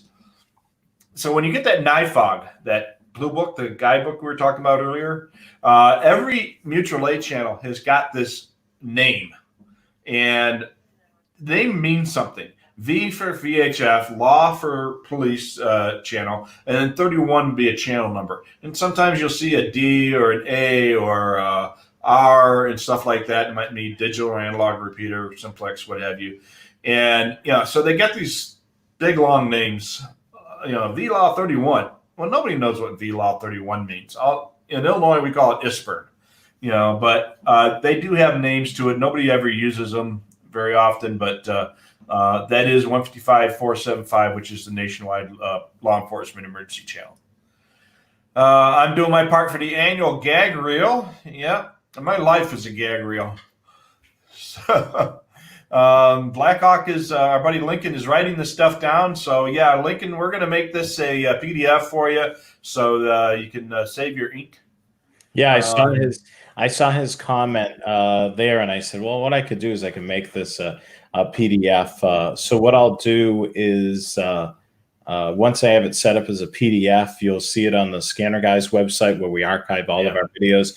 I'll also put a link to the PDF on the channel as well, in the description on this video as well. Cool. And again, almost all the frequencies that we mentioned here are available on Radio Reference, either in the database or in the wiki pages. So Mike usually monitors the custom and border patrol frequencies when he's near the border. It's mostly unencrypted. He knows some states are encryption. They use a lot of encryption with the CBP. Yeah, make sure my mic turned on. Yes, it did. Very good. Got to make sure my mic turned on again after I did my cough there. Yeah, I hear you. Yeah. The problem is I can't see the light with the mic up there, so I got to kind of go down there and look at it. All right, so MARCS, which is the Mutual Aid Radio Communication System, I think it's what they're called. That's the statewide trunking system in Ohio. They have, or at least they used to have, links to the National Mutual Aid channels. So I imagine if they do have those links, that they are able to turn them on and off on a local basis. I know when I was in charge of the 911 center, we had the ability to link any channel to any other channel. And occasionally we would link our UHF mutual aid channel to the state VHF channel, so that the guys with UHF portable radios can talk to other guys that had VHF radios, because some of the agencies around us had VHF. So that way, if we had an event going on, UHF portable radios could talk to guys with VHF radios. Yeah, I spent the day at one of the county operations centers in Massachusetts, and he actually demonstrated how he was able to link things together, rebroadcast things on other channels. I mean, it's the coolest thing, and it's literally everything's all computerized, so it's just literally a few clicks on a mouse. Oh, yeah, our console is real easy. You press the link button, and then you press two channel buttons, and those two channels are now linked. Everything that goes on this channel, it gets rebroadcasted on that channel. And it was that simple. So it worked pretty well, too. So some of the federal law enforcement agencies will use the local state trunking systems. I know in STARCOM, which is the Illinois system, a lot of times they use, there's some of the federal agencies that have access to that. Joe used to listen to the Federal Protective Services repeaters. It was in the 406 range. So the federal frequencies are on UHF are typically from about 406 through about 420. And that's where most of the federal law enforcement stuff is on UHF. On VHF, it's typically from about 163 to about 169-ish, and sometimes into the 170s. Low band, they can be kind of scattered throughout the low band for the few operations still remain on low band. There is no dedicated federal spectrum on 700, 800, 900 megahertz, but they often have access to some of the wide area trunking systems. Let's see here. Quincy is checking in late from the Bay Area, from Frisco. The stuff that Dale and I could tell you about the Secret Service, but it's all encrypted. Yeah, some of the stuff we could tell you, but then we'd have to kill you. So, like I say, I've dealt with the Secret Service several times and never had a problem with the guys. We did one thing. We had a when President Clinton was in town, we had a detail set up, and I was working with the communications guys from the White House Communications Agency, the WHCA, and they were setting up their portable repeaters in one of our facilities. And we had a deer get hit by a car, and on the street that was in between where the radio facility was and where the landing pad was, and 15 minutes before the helicopter landed. And I was right there, so I had to shoot the injured deer to put him out of his misery. And that caused a little consternation on the couple hundred Secret Service agents that were within earshot of that gunshot going off. Yeah. Thankfully, one of the guys was with me from the Secret Service. Said, never mind. That's legit. Yeah. I got to ride in the Beast, too. That was pretty cool. The Beast is the presidential limousine. Mm-hmm. When they were the second time Clinton was there, he was running late at whatever event he was at when the helicopter was coming in. They keep the limo running all the time. So they were running low on fuel. So they had to get it refueled because they always want to keep it locked, filled up. So they said, well, where's the service station, the village service station? We're going to fill it up with the local, with our gas from our facility. They didn't want to use a regular gas station. So I said, well, you go down this street, turn left, turn right, the third street, and this. Can you come with us and show us where this is? So I got to ride in the front. I didn't get to ride in the back, but I got to ride in the front. And so where to go? It was pretty cool. Yeah, I can imagine what that gets miles per gallon. Gallons per mile, I think it is. Yeah. Gallons per mile. Yeah, you're probably right. I mean, that thing not only is it big, it weighs a ton. Well, it looks like a Cadillac or Lincoln limousine, but it's actually I think it's built on a Ford Excursion. At that time, it was a Ford Excursion wheelbase and frame, and then they just put kind of a fake car body on it. And it might have been a Chevy Suburban if it was the Cadillac looking limousine. And then, the Cadillac part is all fake. It's basically a Suburban frame. It's actually much larger than any Cadillac you've ever seen, and wider, and the doors are ridiculous, all kinds of. Yeah, it is crazy, and it's extremely quiet inside it too. So let's see here. Rawhide. Yep, that was President Reagan's call sign. That was very famous. And skipping down here, a couple of the guys have checked in. Brian is looking for frequencies on Hurricane Hunter planes. That's a good one. We don't have hurricanes where I'm from, but if you're down in, your neck of the woods, I guess, and down over by the Caribbean, the Florida, Alabama, Texas, I guess hurricanes are an issue down there. So hurricane hunters are, they used to be P3s. I'm not sure what type of aircraft they're using these days. But they actually go and they fly above the hurricanes, and they have special equipment on there to map out the hurricanes. And from what they can see, they can kind of predict to where they're going to head and how strong they're going to get and such. So you got to give props to those guys to actually fly towards a hurricane instead of getting away from it as quickly as they can. Dalen says it's funny that most fire departments that he knows don't even have that in their vehicles. So not every fire department has these mutual aid channels in them. So especially a lot of smaller departments, which their communications are basically between them and maybe their neighboring departments, and they really don't have a need for a lot of mutual aid channels because they have each other's channels. So not every fire department has got thousands of channels available to them. They don't need them. We got a question that says if we have direct contact information offline, if you send the email to, if you got specific scanner stuff that needs to be answered right away, send the email to support@scannermaster.com. Otherwise, you want to put up the email for the scanner guys, and they can send emails to that? Yeah, I can certainly do that right now. So let me put that up here. All right. Scanner Guys. There you go, right there. There you go. Yep, and that's always at the beginning and end of every show. Down over there. Yep, right below you. Down there. Yep. I always remember it's always the wrong side. Yeah. So there's our direct email link, and here's a good question. Kevin is in Nassau County, New York, and he's looking at an SDS 100. Will be able to pick up the police? No.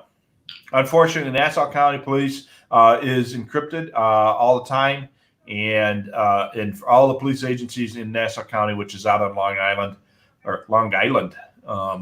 and they are encrypted all the time. The fire service is mostly open, but unfortunately, the police in Nassau County are encrypted. So, and Barry misses police call. Yes, we all do. But with radio reference, all the information that was in police call is on radio reference, and it's much more easily obtained. Especially nowadays, if you've got a smartphone or an iPad or something like that, you can get that information even out in the field, so you no longer have to bring books. I used to keep a notebook with all my frequencies in the car. And I realized that I had put it in my last car. And when I bought a new car, I had never actually opened up that notebook. So I'm like, why bother with that anymore? So you can find it all here. All righty. Storm chasers. We talked about that. A good time would be storm spot. Oh, okay. Slightly separate issue. Storm. More lines for the bleeper reel. Storm spotter frequencies and storm chasers, which is really funny because last night I watched Twister on Netflix. Yeah. Great question. So good topic could be storm spotter frequencies as far as storm chasers throughout the country.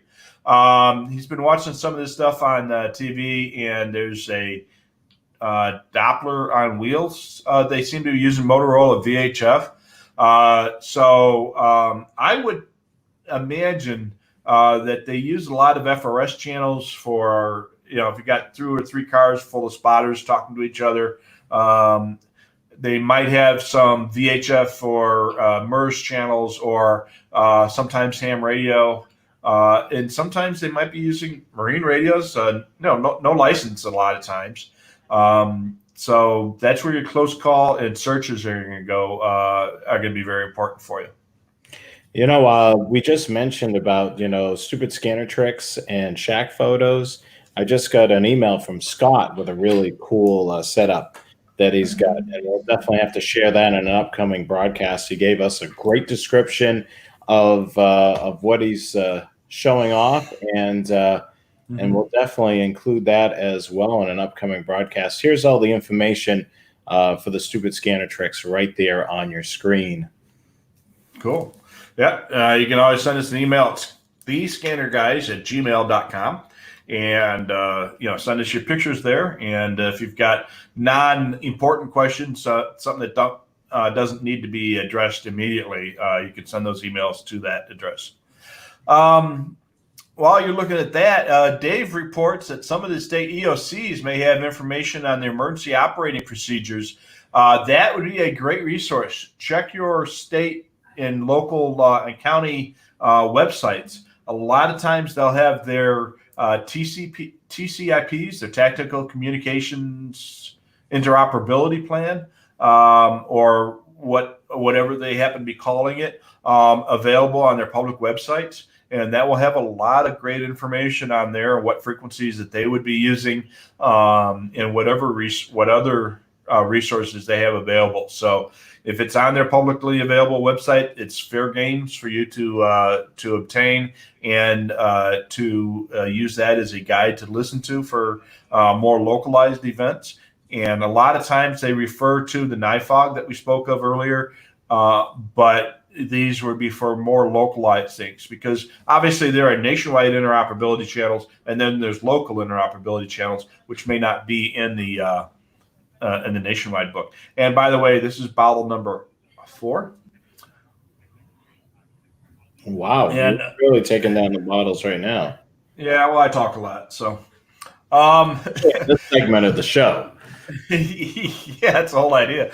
Bob says he was wondering where all this information was when we were first starting out. So Bob, who I've known for probably 30 or 40 years, he and I pretty much did the same thing. We started off as dispatchers, became police officers, and ended up back in the comm room after the end. And now we're retired out here in Arizona. So in the old days, it was police call and our own notes. My buddy Dan and I, when I was a young 18-year-old dispatcher, we put together our own scanner book and that we shared back and forth. And, we would make copies for each other and stuff. And then we started, getting involved with some of the local scanner clubs and sharing frequencies. And a lot of that information made its way into police call. Several of us were the contributors to police call that would get the copies of all 9 police call guides in the mail when they were introduced every year. So before I moved, I had a stack of police calls, probably 5 feet high, that I collected over the years. So and now all that stuff is all available on the internet. Yeah, it's amazing how radio reference kind of changed the overall dynamic of the hobby.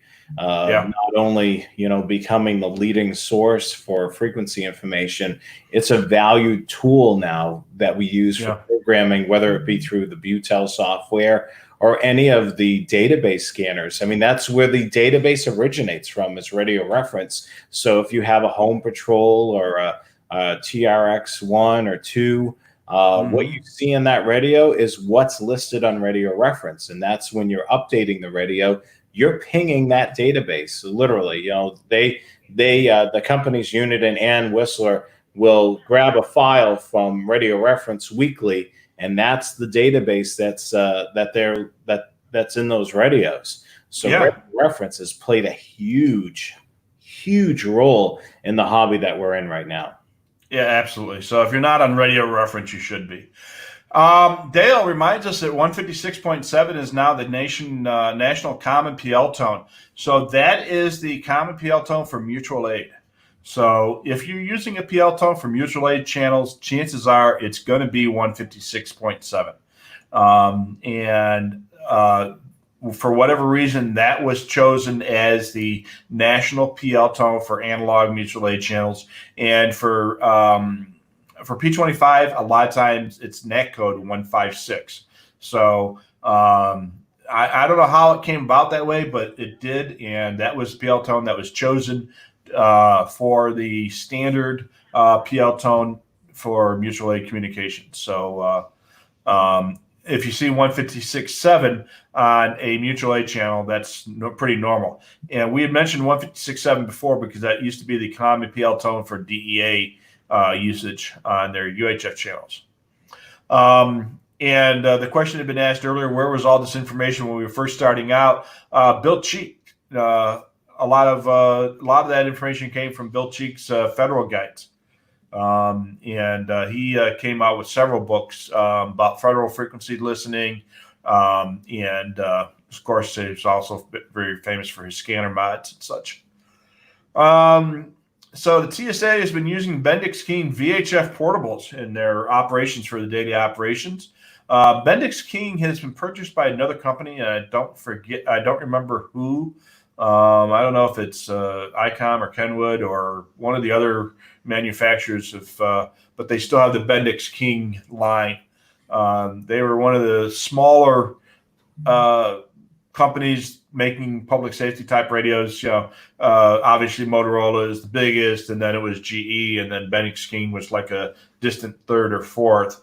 Now it's pretty much Motorola, Harris, Kenwood, Icon, and then probably Bendix King after that. So, but they're big in the wildland fires operation. I think CDF has been using Bendix King radios for years. They're also huge for they make the wide wide-ranging frequency radios for helicopters.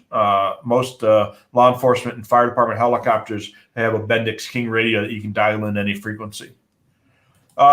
Chris says seldom used major event frequencies and talk groups are frequency in the clear, so they don't have to keep track of encryption keys and radios that are typically scattered amongst many agencies. So yeah, absolutely. Great point. So if your local police department is encrypted, listen to their events channels, and sometimes they'll switch over to those during a big event or if there's a big thing going on. And so you might be able to hear them talking because they typically won't have encryption on their events channels. That's exactly what happens where I'm at. So we were talking earlier about logging activity using the ArcPro software, and Dave says you can buy a 436 or an SDS type scanner that has a recording feature. Yeah, absolutely. But one of the big advantages of using the software is the logging activity, where you can see how many hits were on a specific channel at what time and for how long and what PL tone was used. So yeah, they both have their place and they both have their advantages. And if you're at a fixed operation, that software logging hits can be really helpful. Yeah, even if you're not even using the recording capability through the Butel software, just being able to see the log and the amount of hits is definitely a key thing, because you're going to be able to run that radio overnight, or even if you're at work during the day, run one of your radios with the Pro software running and do the search. Do a custom service search with set limits. And you can see how much activity there is. I mean, I should do that at some point. I haven't done anything like that around here, and just to be able to see what type of activity I'm getting, especially trying to find some frequencies that are like known federal frequencies in your area. I mean, that's a great place to start. I mean, just run that for 24/7, 24 hours, and see what you come up with. I mean, and then later on you can say, okay, so these are the 5 or 10 frequencies that are the most busiest. Let me program them into the scanner and see what I hear. And use that for some of the obscure stuff, like the Marine channels in Phoenix. Yeah, I mean, just to be able to see if you pick up anything. I mean, the great thing about the Butel software is just awesome. I mean, he's done a lot of work, Gomert, with the Butel software. So if you haven't looked at Butel, definitely check it out. I mean, the Pro version is the route to go if you're looking to do some of the advanced stuff. Yeah. We were talking earlier about if you're listening to activity, especially on the federal channels, don't tell anybody what you've heard. And Joe brings up a very good point. You can get arrested and charged for divulging or putting lives in danger. So yeah, listen, enjoy it, but don't tell people what you're hearing, because that is, first off, what that's going to do is once it's found out, that's going to increase the chances of that channel being encrypted in the future, which kind of, now you're not going to be able to hear it anymore. If you put somebody's life in danger, a law enforcement officer or a civilian, you're going to have that on your conscience. And it's just the wrong thing to do. So listen to it. Don't tell anybody that you heard it, and especially don't tell anybody the content. It's fine to say, hey, I heard the FBI talking on 167.3375. Don't say, hey, I heard the FBI chasing a blue car with Texas plates of 12345 down Highway 14. I would recommend, not even putting this out anywhere in the internet whatsoever that there's activity on a given channel. I mean, if your dad, like my dad, listens to the scanner, so somebody like that, I would give him a call and say, hey, there's activity on this channel, and then we can listen together, because we're in two different locations. But other than that, like, people are so quick on posting things on social media and things like that, and these agencies do monitor social media for various things, terrorism and all those other things, and it may get flagged. And of course, a lot of these departments are not thinking anything of it, whether or not they're using encryption or not. As long as it's out of sight and out of mind, they're going to continue doing what they're normally doing, whether it be running in the clear. And that's going to ruin your enjoyment. Like, we can't stress that enough. Enjoy it and don't broadcast it. Yeah, absolutely. So Ira asks if he's in the Detroit area, will he be able to listen to the federal agents or other resources that the president is sending into the cities? And Joe mentioned very correctly that a vast majority of those communications are going to be encrypted. So if you haven't heard the news, the federal government is going to be sending agents to help some of the cities that are having some security issues. And so almost all that traffic is going to be encrypted. You might hear some more mutual aid traffic so they can coordinate with local law enforcement. But the good stuff's going to be encrypted on that. Brian is in Florida. Any info on Hurricane Hunter planes? Oh, we've talked about that earlier. Another is SpaceX. I'm not quite sure what SpaceX is. I've heard it, but I don't remember what that is. SpaceX, So I believe, is the new the NASA shuttle. Is that right? SpaceX. Sure. That's what they, the Elon Musk. The that program. The guy from Tesla. Yeah. Okay. Yeah. Again, a lot of that stuff will be on aviation channels, obviously, and there will be federal channels being used for the federal assets that are used that involve hurricane hunters. Some of that stuff is civilian, so you might hear them on some other frequencies. And SpaceX is a civilian operation, but I imagine they're going to have access to some of the military channels, and I imagine a lot of that communications are going to be on satellites as well. Wally says hello. My buddy Jerry. Yeah, I haven't talked to Jerry in a while. He's watching it on his Roku device. You're a Roku user. Conned me into buying one. Yeah, I like it. I just lost track of where I was in the. In the chat. Yeah. Yeah, because of posting it. Yeah. The Roku, I love it. I mean, the great thing about us being on YouTube is you have more devices you can watch us on, whether it be on your computer or your smartphone or your tablet. You can also monitor us on Apple TV. We can also monitor us on your Roku box. If you have the YouTube app, you can find us right on there. Watch us live or watch any of our old broadcasts as well. Yeah.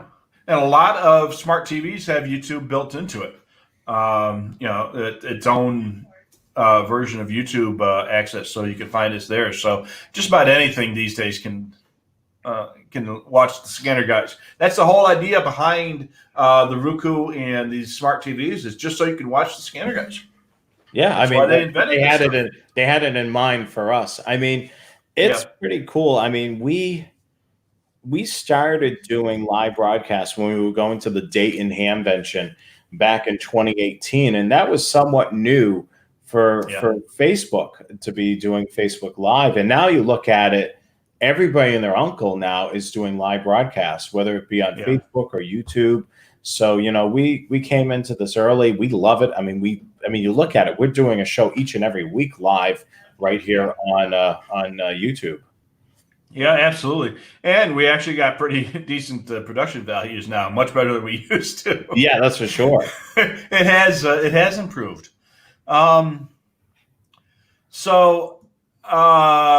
Okay, and Jim says our volume is now equalized. That's good. That's with the new platform. So Michael's still having a problem with his 536 while he's not picking up the NXDN 9600 systems. I've got a 9600 baud system that I listen to here quite often, so I'm not sure what type of issue he's having. But what I'll do is I'll do a little more research on that, and if I can find anything out about that, we'll include that in a future show. But like I say, I've been listening to a 9600 baud NXDN system here, so I'm sure it's probably some sort of a programming issue. Joe asks if Dayton's going to happen next year, and he doesn't think it's gonna. I'm leaning on probably not. I don't know if we're going to be at a point where either herd immunity or vaccinations has allowed that kind of gathering to take place. It's by next year. Yeah, I don't know. I mean, the one thing that we could try to spearhead, if it doesn't, maybe we can launch Dayton virtually, and we can be the forefront of the host of the Dayton Hamvention, and maybe join in a lot of the main booths coming in, and we can talk to them, whether it be across of the ham or the scanner world. I mean, it all kind of meshes together. That's why we go to Dayton, because it's I mean, a lot of the hams are either, scanner enthusiasts because of ham radio, or the scanner enthusiasts become ham radio operators. It's kind of a cross in between the two. Oh, yeah. They come from one field or the other in the beginning of their hobby. But yeah, I mean, I love going to ham fests, and I really miss them. I'm hoping, that things start to clear up. And it would be awesome to do, the one that's down in Florida as well. I mean, Scanner Master's never done that, but it would be kind of cool. Like if we end up doing something on our own, as the scanner guys going down there, and then we could meet some of the people down in Florida, some of the snowbirds. Yeah, absolutely. So let's see here. Ron says 2 years on the radio reference forums. Feds went to using a common app for communications. So I mean, are you familiar with the Zello app? Yeah, it's kind of like the equivalent of Nextel. Like the old Nextel system. Yeah. But it's not using towers. It's basically using data on your phone, and you have like a virtual talk group, and you basically, rather than having a transmit button on the radio, you're using pressing on your smartphone. I haven't really used that. I used to be a Nextel subscriber way back in 2008. And I had, when Nextel switched to Sprint, and I was with Sprint for a while. And then, I kind of moved away from it when once I got an iPhone, I moved away completely. Well, in the Chicago area, every cop had a Nextel, and it was, that was your alternate form of communications many times. Yeah, it was so easy too. You could just chirp somebody up on the radio.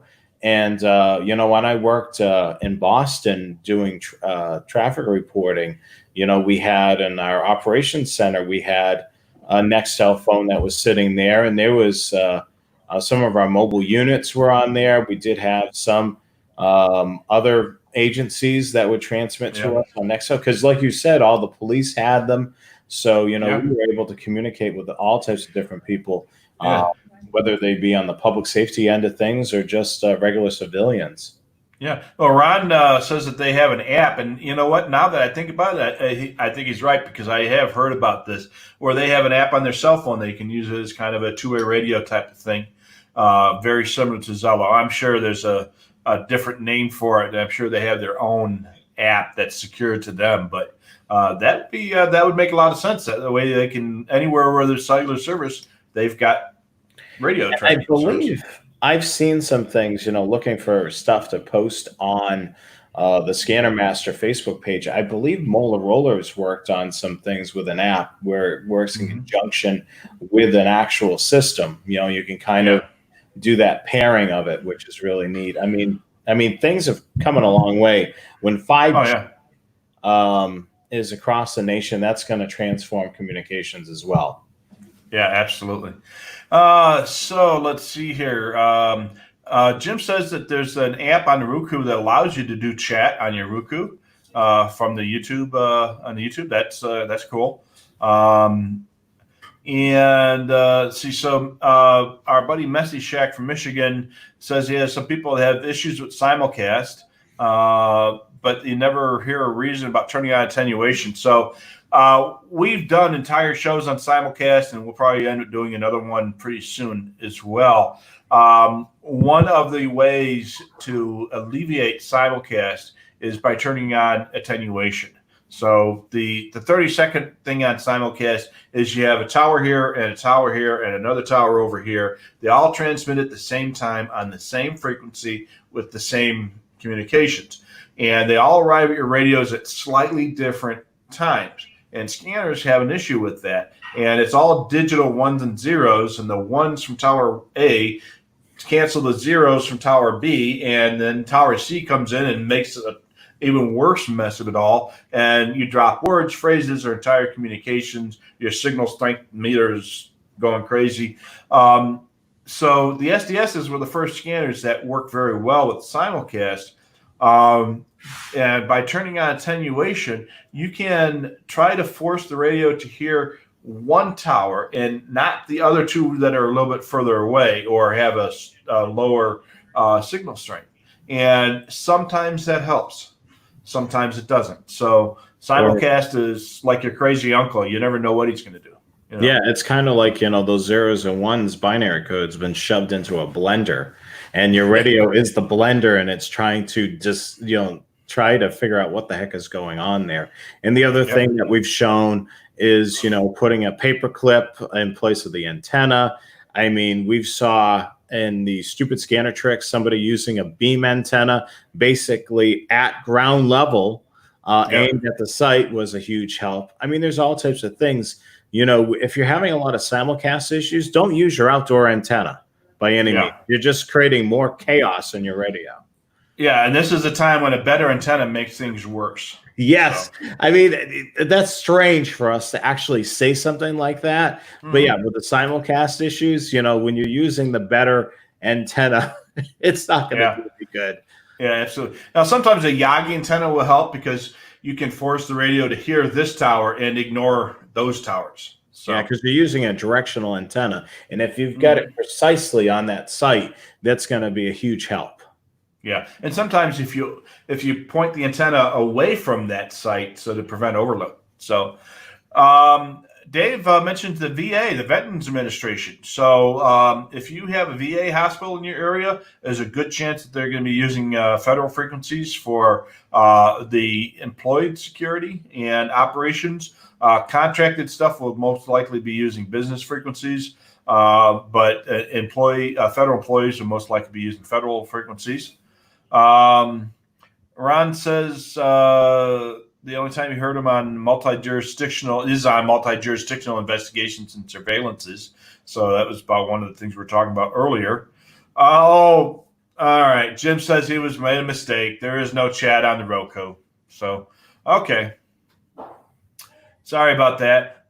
Mike asks why he can't hit the bell icon to be notified of live streams. We're working on that. For some reason, they think that our channel is geared towards children, and you can't get notifications for channels that are geared toward children. And we don't know why it's doing that, and we have been trying to get that fixed from the time we started with YouTube. So, we've actually been doing each and every week. If you're a part of our Facebook page, you can sign up for the notifications on there as well. But we're clockwork. Every Wednesday night at 8 p.m. We're not gonna. Typically, we don't surprise you unless we feel like it. But for the most part, we're here 8 o'clock on the East Coast time, 5 Pacific. On Wednesday nights as clockwork, pretty much, unless something crazy happens. And if we ever get that notification thing fixed, we might be doing some surprise pop-ups too. But I think we'll do surprise pop-ups anyway. So we've done it a couple of times. So Federal Protective Service has been seen at the local Social Security office with their canine. So, any federal office building or facility is a good chance of going for FPS. And Ron has worked with a couple of them, and it could be a little intimidating to see the federal truck out front because a guy in black comes out with a Glock. So, remember, these guys are working for a living, so give them the respect that they deserve. CAP is considered an auxiliary to the Air Force. So it is a civilian auxiliary, I guess is the right way to say it, for the Air Force. These members of the CAP are not members of the Air Force, and it's not a step to the Air Force like a ROTC program is, but they do work very closely with the Air Force. They are kind of a civilian not even a reserve force, but just kind of an attachment to the Air Force. During the Second World War, the Civil Air Patrol had some very important functions on the coasts, submarine chasing, and they would be watching for enemy vessels, and did a lot of good out there. And if I'm not mistaken, that some of their personnel were lost performing those missions. So they do perform an important mission, and then it's a lot of fun if you're into that type of if you're into aviation, especially. The Civil Air Patrol uses the state trucking system there in Missouri. I'm sure they do have access to a lot of local systems. Military land mobile for U.S. Air Force installations, low power, going encrypted. The 380 to 406 band is actually something we probably should have mentioned tonight. A lot of military facilities have P25 systems on the 380 to 400 band. I know the Air Force Base down the street does. And some of that stuff is in the clear. Some of it's encrypted. I suppose more of it will go encrypted as time goes on.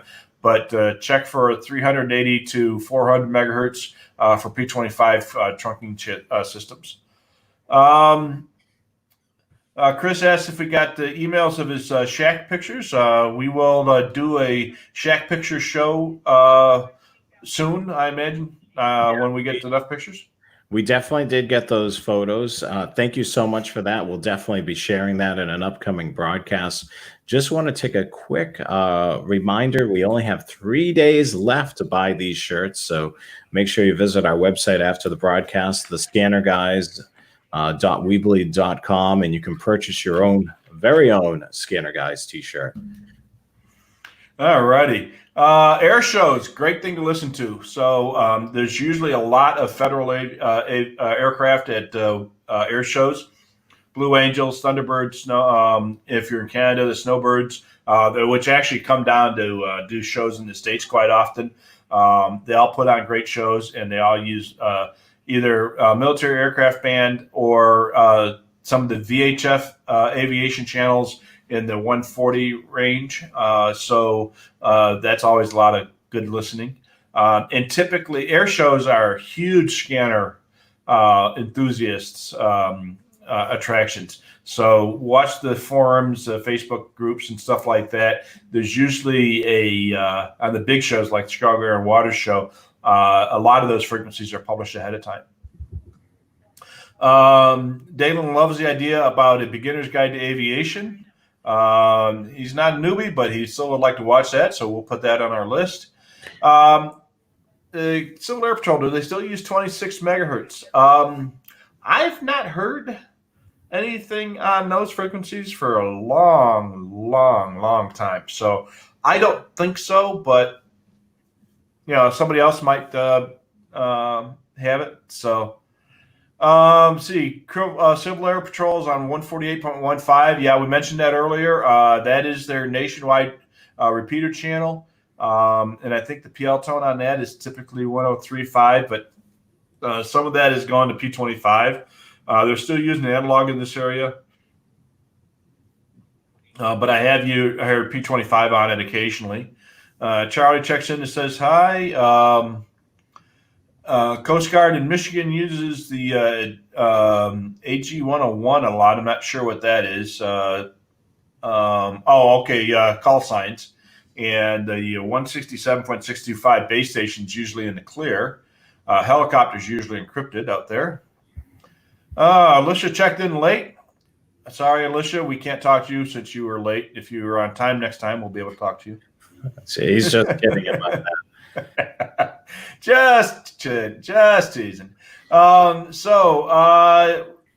friend Railfan is going to be selling his G4, replacing it with a 325. So if anybody's interested in that, try and get a hold of him.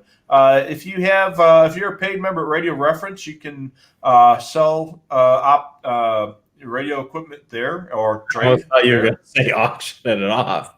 $100, $200, $200. 250, 250, 250. Yeah. Now, with Radio Reference, one of the other things you can do is if you're a premium member, a paid member, you can list radio stuff for sale on their classifieds. It's a great way to sell scanners and such. I've sold and purchased from that quite often, but it's restricted to paid members, so you have a much less chance of getting ripped off on that. So.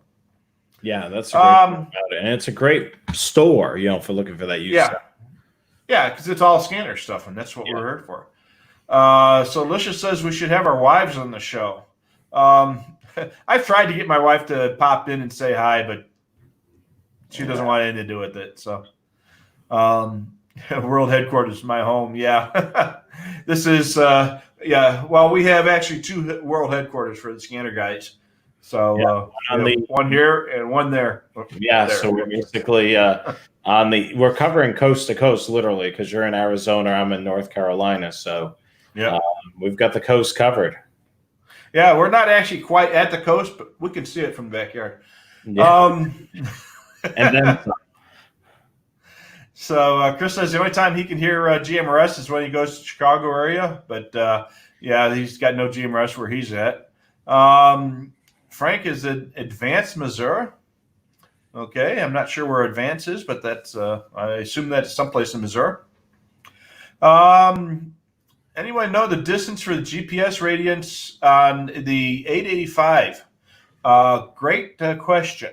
That 885 is kind of like the redheaded stepchild of the scanner world.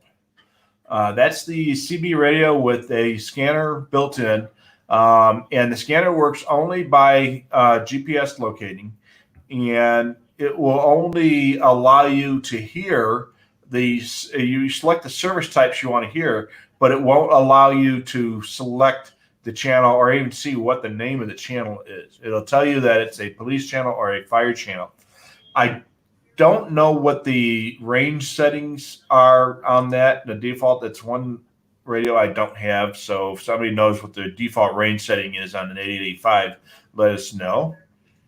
Charlie checks in from North Carolina. Paradise Pete thinks it's a great show. Some guys named the Scanner Guys want to sell T-shirts, so click on that link. That's for sure. So Tom is in Coachella Valley in the wintertime. So Coachella Valley is actually not that too far out of Phoenix. It's about a 2-hour drive from here. That's where they have that big music festival, and it's not far from where they do. It's kind of an odd area out there in the California desert. Dave wants to get his shirt autographed.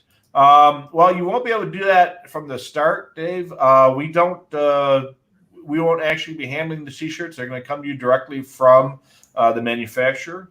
If we do end up doing a Dayton Hamvention and you've ordered one of the light colored T-shirts, I'm sure we could probably do something with a Sharpie or something.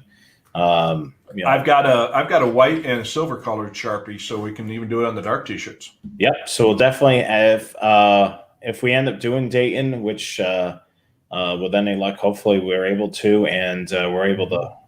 I'm really pushing that we both go next year, just to be able to see all the shirts that are out there. We may end up doing a Dayton Hamvention shirt that's for the scanner guys as well. We'll see what happens. So far, we want to see these numbers go up for shirt sales a little bit more before we roll out another type of sale. But definitely purchase it now. Here they are, right there. Absolutely. 5 shirts. And we're hoping to have some sort of deal.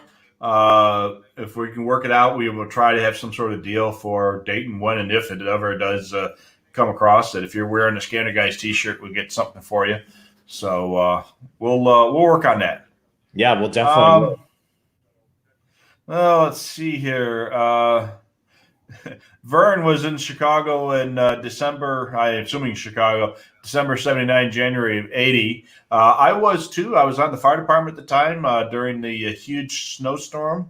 We had 28 inches of snow, and then the next day it got to be 20 below zero. Ooh. That was in January of 80, I think it was.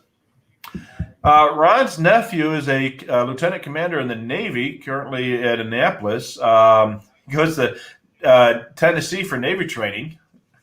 Yeah, we were talking about the biggest naval training center is in the Chicago area, and they don't have any boats, so his nephew goes to Tennessee for Navy training, and not a lot of ocean front property in Tennessee, that's for sure.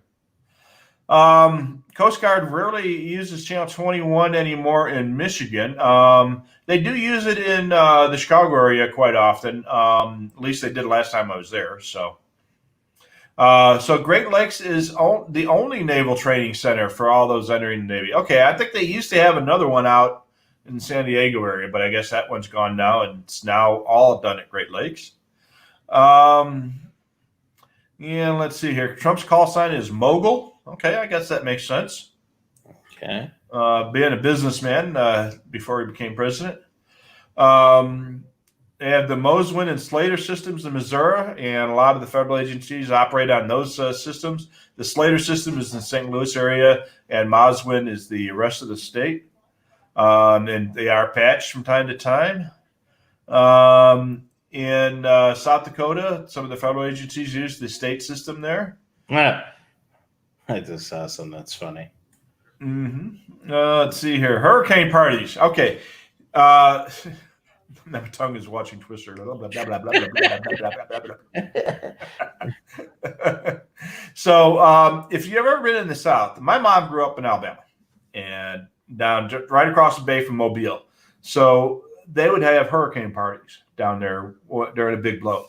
And basically everybody gets together. They ride out their storm together, because you may not be able to get to the neighbor's house after the storm goes through. So start the party early and watch the storm from there. So hopefully they pick a house that's going to survive. Well, yeah, that's true. So yeah, if you've ever been to a hurricane party down south, that's a lot of fun. My sister lives in South Carolina, and she's had to go inland a couple times for storms. She's got a cabin up in the mountains that she goes to during the hurricanes. Melissa says hurricane hunters use HF. So, you will hear HF on a lot of aircraft operations out on the oceans. And they'll use HF because they're out of range of the VHF systems. But a lot of that stuff is now starting to go towards satellite. So you're probably going to be hearing a lot less HF stuff in the future. And like I say, a lot of that stuff is going to be going satellite. Amtrak police on railroad frequencies. So, yeah, Amtrak is kind of an odd situation. It is a private company in which all the stock is owned by the federal government. And so, yeah, they have jurisdiction anywhere where Amtrak trains go, but they still operate on railroad frequencies, and they use a lot of local infrastructure as well. So, yeah, they're kind of sort of federal, but they're kind of sort of not. So same thing with Conrail. Conrail was a private company owned by the federal government who bought up a bunch of bankrupt railroads, put them all together into consolidated rail, and they turned that rail infrastructure around. I mean, they went from 6 bankrupt, falling apart railroads to one of the best run and most profitable railroads in the country in 15 years? Yeah, it's crazy. So, yeah, they did a good job at Conrail, so much so that they got bought out by other railroads. So the FUD syndrome strikes again. Yes. Let's see here. You're skipping ahead of me, man. Police calls go for $10 to $12 on eBay. Yeah, I saw that. I was like, that's pretty amazing. I'm sure you could probably get some of the Scanner Master books on there as well. Yeah. That's my place. Spotter training. Yeah, thanks. Found it. Spotter training. It's got the amateur DMR talk group at the end. So yeah, DMR. That should be another thing. DMR ham radio. That would be another great scanner topic. A lot of spotter training is on YouTube. So a lot of stuff is switched over to YouTube because of COVID-19. Yeah. So the local Forest says that the local weather service office did a webinar for spotter training twice this year, basic and advanced. So instead of doing in-person classes, they do that on the web. Sonia asks if we're ham radio operators. I am, and you are not yet. Not yet. Yeah, absolutely. So some people are operating on frequencies that the licenses expired years ago. Yes. I've seen that. I've seen a couple of police departments doing that. There was one police department that's up in Maine was operating for several years without a license. And then once the county took over dispatching responsibilities, they've 5 bottles right now. They licensed the frequency, which kind of a good thing. But there was several years that the police department was operating on the frequency without a license. Yeah, I handled all the licensing for our agency and for many of the other agencies in the country. At one time, I was the contact person for more T-band licenses than any place in the country because the area that I worked in had T-band, and during the whole T-band debacle, so I did hundreds of licenses for back in the day. So we always made sure our licenses were up to date, but not every place was that fastidious about it. So Dalen says he wishes that Radio Reference would make an app. So that would be kind of neat. And I know there's apps for listening to the Broadcastify stuff, but as far as access to the database and forums and such, there isn't one. There used to be one for the forums, and it was a third-party app, and I don't remember the name of it, but from what I understand, it no longer works on Radio Reference. But I wouldn't be surprised if there isn't an app on the way, but I don't have any firsthand knowledge of that at this point.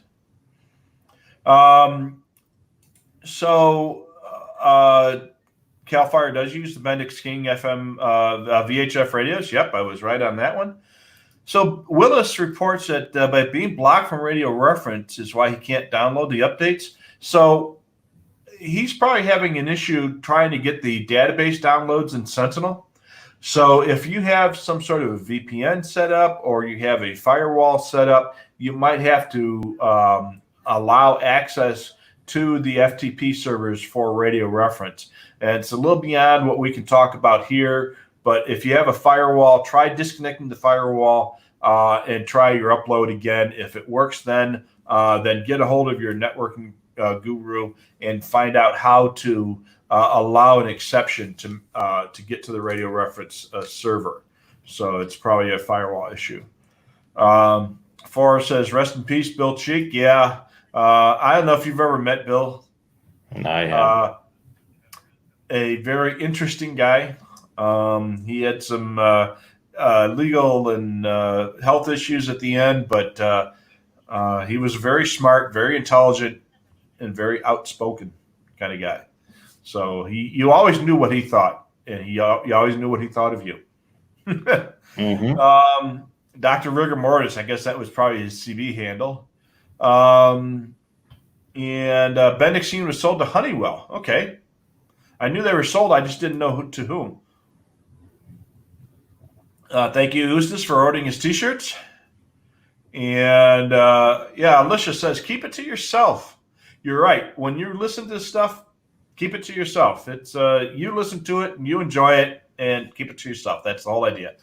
Bendix King's primary thing is aviation communications. Yeah, they are huge in aviation. They were not as huge a player in the land mobile stuff, but for aviation, they're probably the number one in aviation radios. ICOM is very big in aviation radios these days. Let's see here. A civilian space agency. Yeah. Have you seen that Space Command TV show or whatever that's called? Yeah, it was actually quite good. It was pretty funny. It was came out the guy from Office Space, or not Office Space. The Office was on. Steve Carroll, I think his name is. And if you see it's on Netflix or Hulu or one of those things. Reusable rocket systems. The railroads. Charlie asked if the railroads are still on analog. Yes. They are still analog, and they will be analog for quite some time. It'll be a long time before they get around to getting digital. There are a few isolated spots here and there that have gone to NXDN, or in some places have even done DMR. But for the most part, they're going to be analog for several more years anyway. Mark asks if they make a scanner that transmits. No, that would be a two-way radio. Right. You can get two-way radios that will listen to a lot of police frequencies, but you won't be able to buy a two-way radio that does trunking without illegally getting the software. Now, if you're going to listen to something, if you're not a member of the agency, get a scanner. If you're a member of the agency, have them give you a radio. It's just the way to do it. AWRL has a virtual Hamfest apparently coming up in August. So check the AWRL website for more information on that. So Hamcation is the one in Dayton. It's the second largest one in the country. That's the one down in the Orlando area.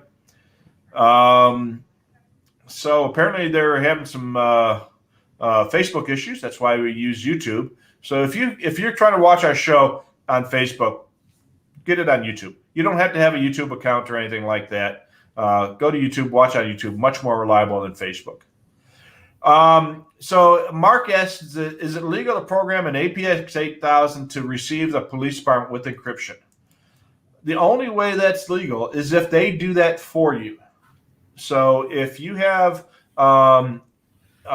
you need a couple of things. You need the encryption key and you need a system key in order to program that radio legally. And if you are a member of that agency or an authorized listener to listen to their encrypted communications, they will either give you a radio or allow you to buy a radio, and then they will program it for you.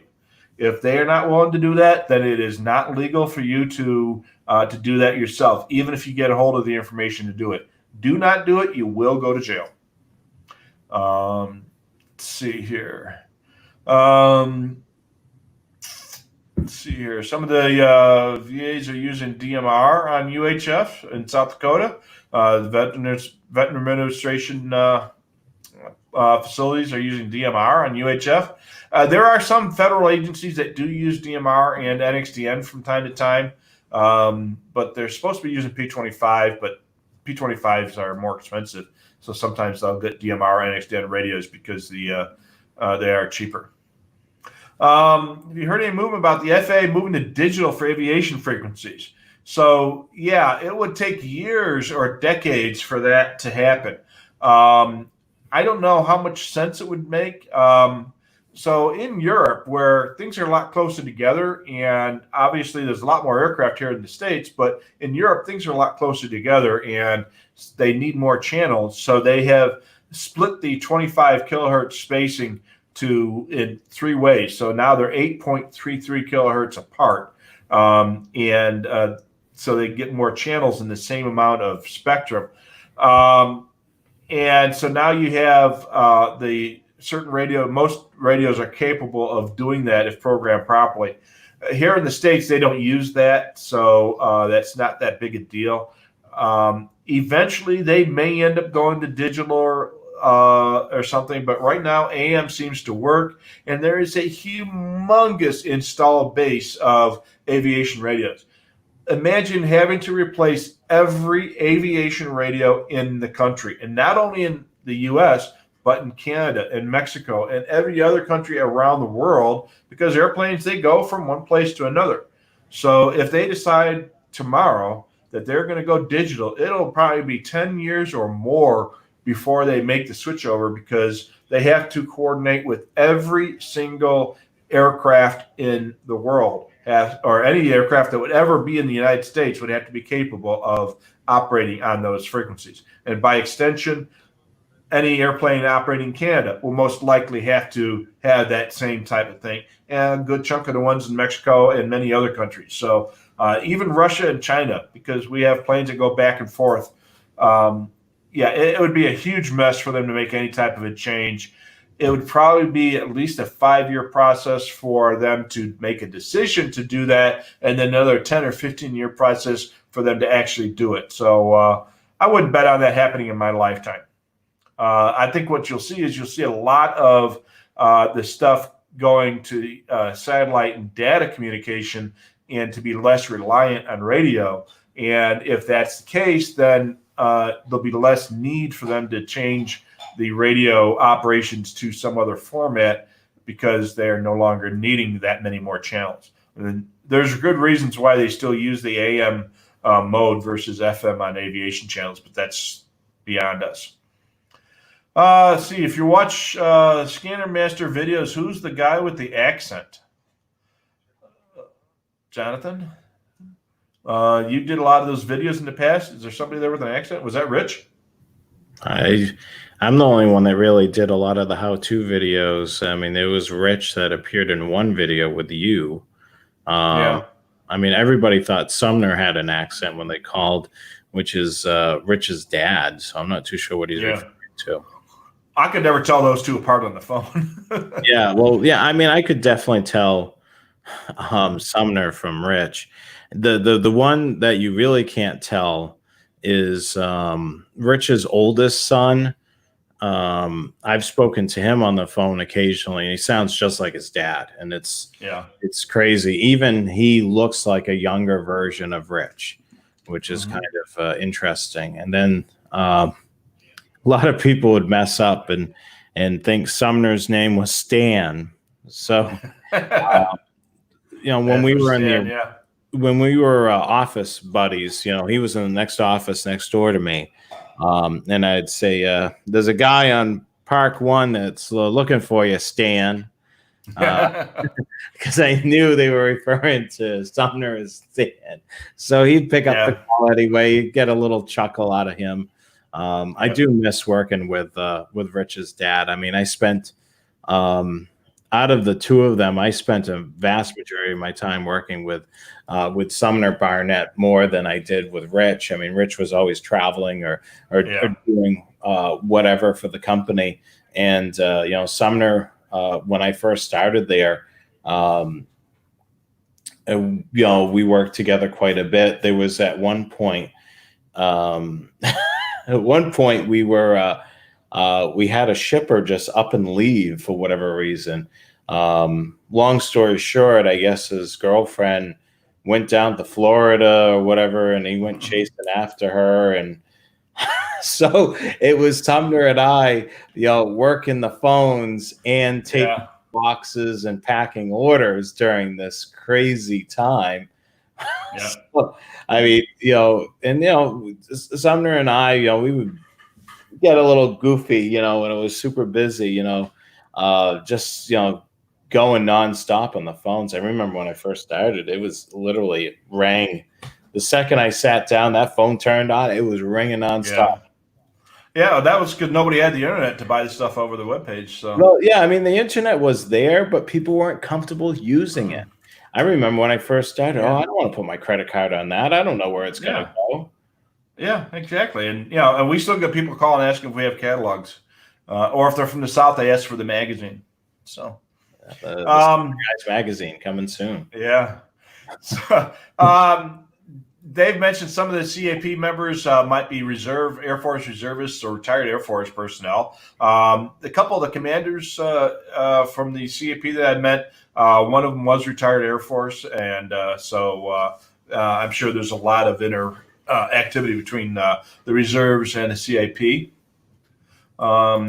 Dave reports a lot of the military bases are encrypted. Absolutely. Our buddy Mike, our Mississauga SDS 100 Saga, it did arrive at Uniden, and he's got his SRO now. So apparently, hopefully they'll get his radio back to him quickly. Jim asks, how do you turn the record on and off on the SDS 100? So basically what you do is you go into the menu, and you're going to go into replay settings. And on replay, one of the settings there is the duration. And when you set the duration to off, it'll turn the recording off altogether. If you turn the duration on to other settings, that tells you how long the recordings are going to be. So you go into, they press the menu button, go to settings, and it's going to be replay options, set replay duration, and then set it to off. And that will turn replay off. And you can also set the other times on there. If you turn replay off, you stand a much better chance of not having a corrupted SD card if you accidentally pull the power without turning the radio off. So let's see here. Ray asks if the Air Force or Navy base is still at O'Hare Airport. There used to be a Air National Guard facility at O'Hare Airport years ago. They moved that off to Rockford, and then I think they went to Springfield from there, and I'm not sure where they're at. I think they moved to Scott Air Force Base down near St. Louis, so they're no longer at O'Hare Airport. So that Chris Wilson was the guy who had his Yagi at 2 feet off the ground. It works great. Yeah, hey, you know what? That was a great thing that you sent us, Chris, just to show, the drastic measures that you have to do in order to be able to get a decent signal on a simulcast system. That was a perfect, Chris, thank you so much for sharing that. That was a great example of the extremes that we have to do in order to get a good signal by doing something like that. Yep. That's thinking outside the box. Yes. All righty. So Firebuff Cobb says the popular app on the cell phones is Zello, which is available on both the Apple and Android stores. So that's what we were talking about earlier. Our GMRS club actually has a Zello connection so that we can access our GMRS repeater from Zello. So if you remember, you have the right code and you get authorized. If I'm not in the Phoenix area, I can access our GMRS repeater from my cell phone operating off of Zello. And the feds have something like that, but it's obviously going to be much more secure. So what's the difference between radio reference and broadcastify? I can answer that. So Lindsey Blanton was a really smart guy doing this separation. So it's a lot of branding. A lot of, it's targeting two different portions of the hobbyist. Radio reference is the scanner enthusiast that already has the scanner. Broadcastify is like the beginner, that's looking to listen to their local police, fire, and other departments through their smartphone device or online. So Broadcastify is the other brand that's under the umbrella. And then a lot of times, the Broadcastify user will then slowly migrate over into the radio reference world, and they'll purchase a scanner because they realize that they can only hear certain things on those feeds, and they're hungry for more, or they're hungry for control of it, or they're on the feed, they're receiving way too much and they only want particular things. So we found at Scanner Master, a lot of people that have called us, say, hey, I've been listening to this feed on Broadcastify. I want to be able to listen to my local town, but it's not listed on there. And then we tell them, look, it's basically a volunteer service where people volunteer their scanners and stream it up to the internet. But guess what? You can own your own scanner and listen to it whenever you want. Yeah, absolutely. So people think it's a competition to scanners, but it actually is kind of a frenemy to us because it stokes people's interest in it. So I kind of it really is a stepping stone for a lot of people how to get into the scanner industry. I mean, it used to be, we've mentioned it before, people would go into Radio Shack and they would hear the scanner squawking in there, and then that kind of piqued their interest. But that's kind of like the scanner squawking in the Radio Shack store, but it's online. Yeah, absolutely. So we were talking earlier about the Great Lakes is the Naval Training Recruit Training Center. It's the only one left in the country. Joe reports that San Diego is the training center for Navy aviation and fighter jets. So they have a training base there for naval aviators, but they will have gone to Great Lakes as their recruit training. Well, actually, if they're pilots, they've probably gone either to the academy or got direct commission, so they may not have gone through recruit training. They probably went to either officer candidate school or the Naval Academy. Yeah, let's see here. Mark S, he's got an APX 8000. He programs it for the PD where he lives. Can a ham radio operator have if it's encrypted? No, I think we spoke about that earlier. So basically, if you've got a Motorola type radio or other public safety type radio and you're trying to listen to an encrypted system, you can only do so when and if authorized by the agency itself.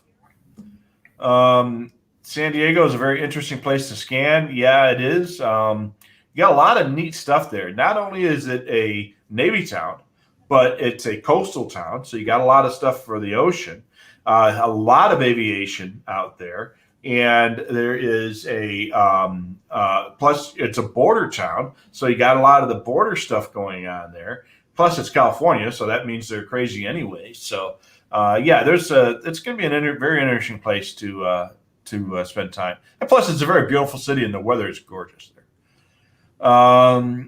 So let's see here. Too bad the government couldn't turn a profit with Amtrak like they did with Conrail. Yeah. Unfortunately, there's just no way they're going to be able to make Amtrak profitable. I know, Carmen, you're a rail fan. There's a really good book that I would recommend, Waiting on a Train. I can't remember the author, but it's all about Amtrak and where it kind of lacks. There a lot of Amtrak in various parts of the country is held hostage to the freight lines that they're operating on. Their service kind of doesn't take precedence because they don't own the line. This gentleman kind of really pointed out all the issues with Amtrak that kind of hindered them from being, profitable. And it's some of it's on Amtrak's doing, and a lot of it is out of Amtrak's control. At some point, I'll have to when we do a real fanning show. Yeah, it's written by James McCommons, and it is available on Amazon. Yeah, I mean it's a really good read. I actually read that a couple of years ago. And I found it completely fascinating. So that's a really good book for those of you out there that are rail fans. We plan on doing something cool for rail fans relatively soon, which we'll be announcing. And that may be one of the show topics is some books that you should consider for your library. Yeah, absolutely. And one thing to remember with Amtrak is that they are hostage to the freight railroads. They don't own their own tracks except for the Northeast Corridor and the line between Chicago and Detroit. So all the rest of those tracks are owned by the BNSF, the Union Pacific, Norfolk Southern, all these other railroads. And while Amtrak trains are supposed to have priority on those tracks, it doesn't always work that way. So because the railroads make more money on freight traffic than they do on Amtrak. So and it depends. But it was a good read. Yeah. Let's see here. What's NXDN like? So NXDN is another digital mode, kind of like P25 or DMR. Uses a slightly different codec, is what they call it, encoding process to change it from analog to digital and back. There's a couple of neat features with NXDN. One of them is that the radio username or the radio name is actually embedded in the signal. So if I have an NXDN radio, my name will show up on that. I can program that radio to show Rich, and Jonathan can have a radio to show Jonathan. And anybody with the scanner or the NXDN radio will see, oh, that's Jonathan. Oh, that's Rich. Which is really cool, and it's a great way to help map out systems. There's a NXDN system that popped up here last year, and I'm trying to figure out who was using it, and the names are coming up: bus number 7, bus number 14, dispatch, truck 74, Southwest Materials Base, all the names of all this stuff. So it's slightly different than DMR. It can use a much narrower bandwidth, so you can fit more NXDN channels in the same amount of spectrum. It doesn't use TDMA like DMR does, but it just uses a much narrower bandwidth. And if you've got a newer Uniden Phase 2 capable scanner, you can add the NXDN update to it. Any of the 325, 996, 436, 536, or either SDS radios. You can add NXDN to it. Aviation is using AM for safety reasons. Yeah, there's a couple technical reasons why AM is more common is used on aviation. Partly is because of history. That's what they had when they started using two-way radios, and it's evolved where it's better to stick with it than change it. And there are some technical reasons why AM works much better for them. And Carmen brings up a very good point. It doesn't see why how digital would become useful in aviation.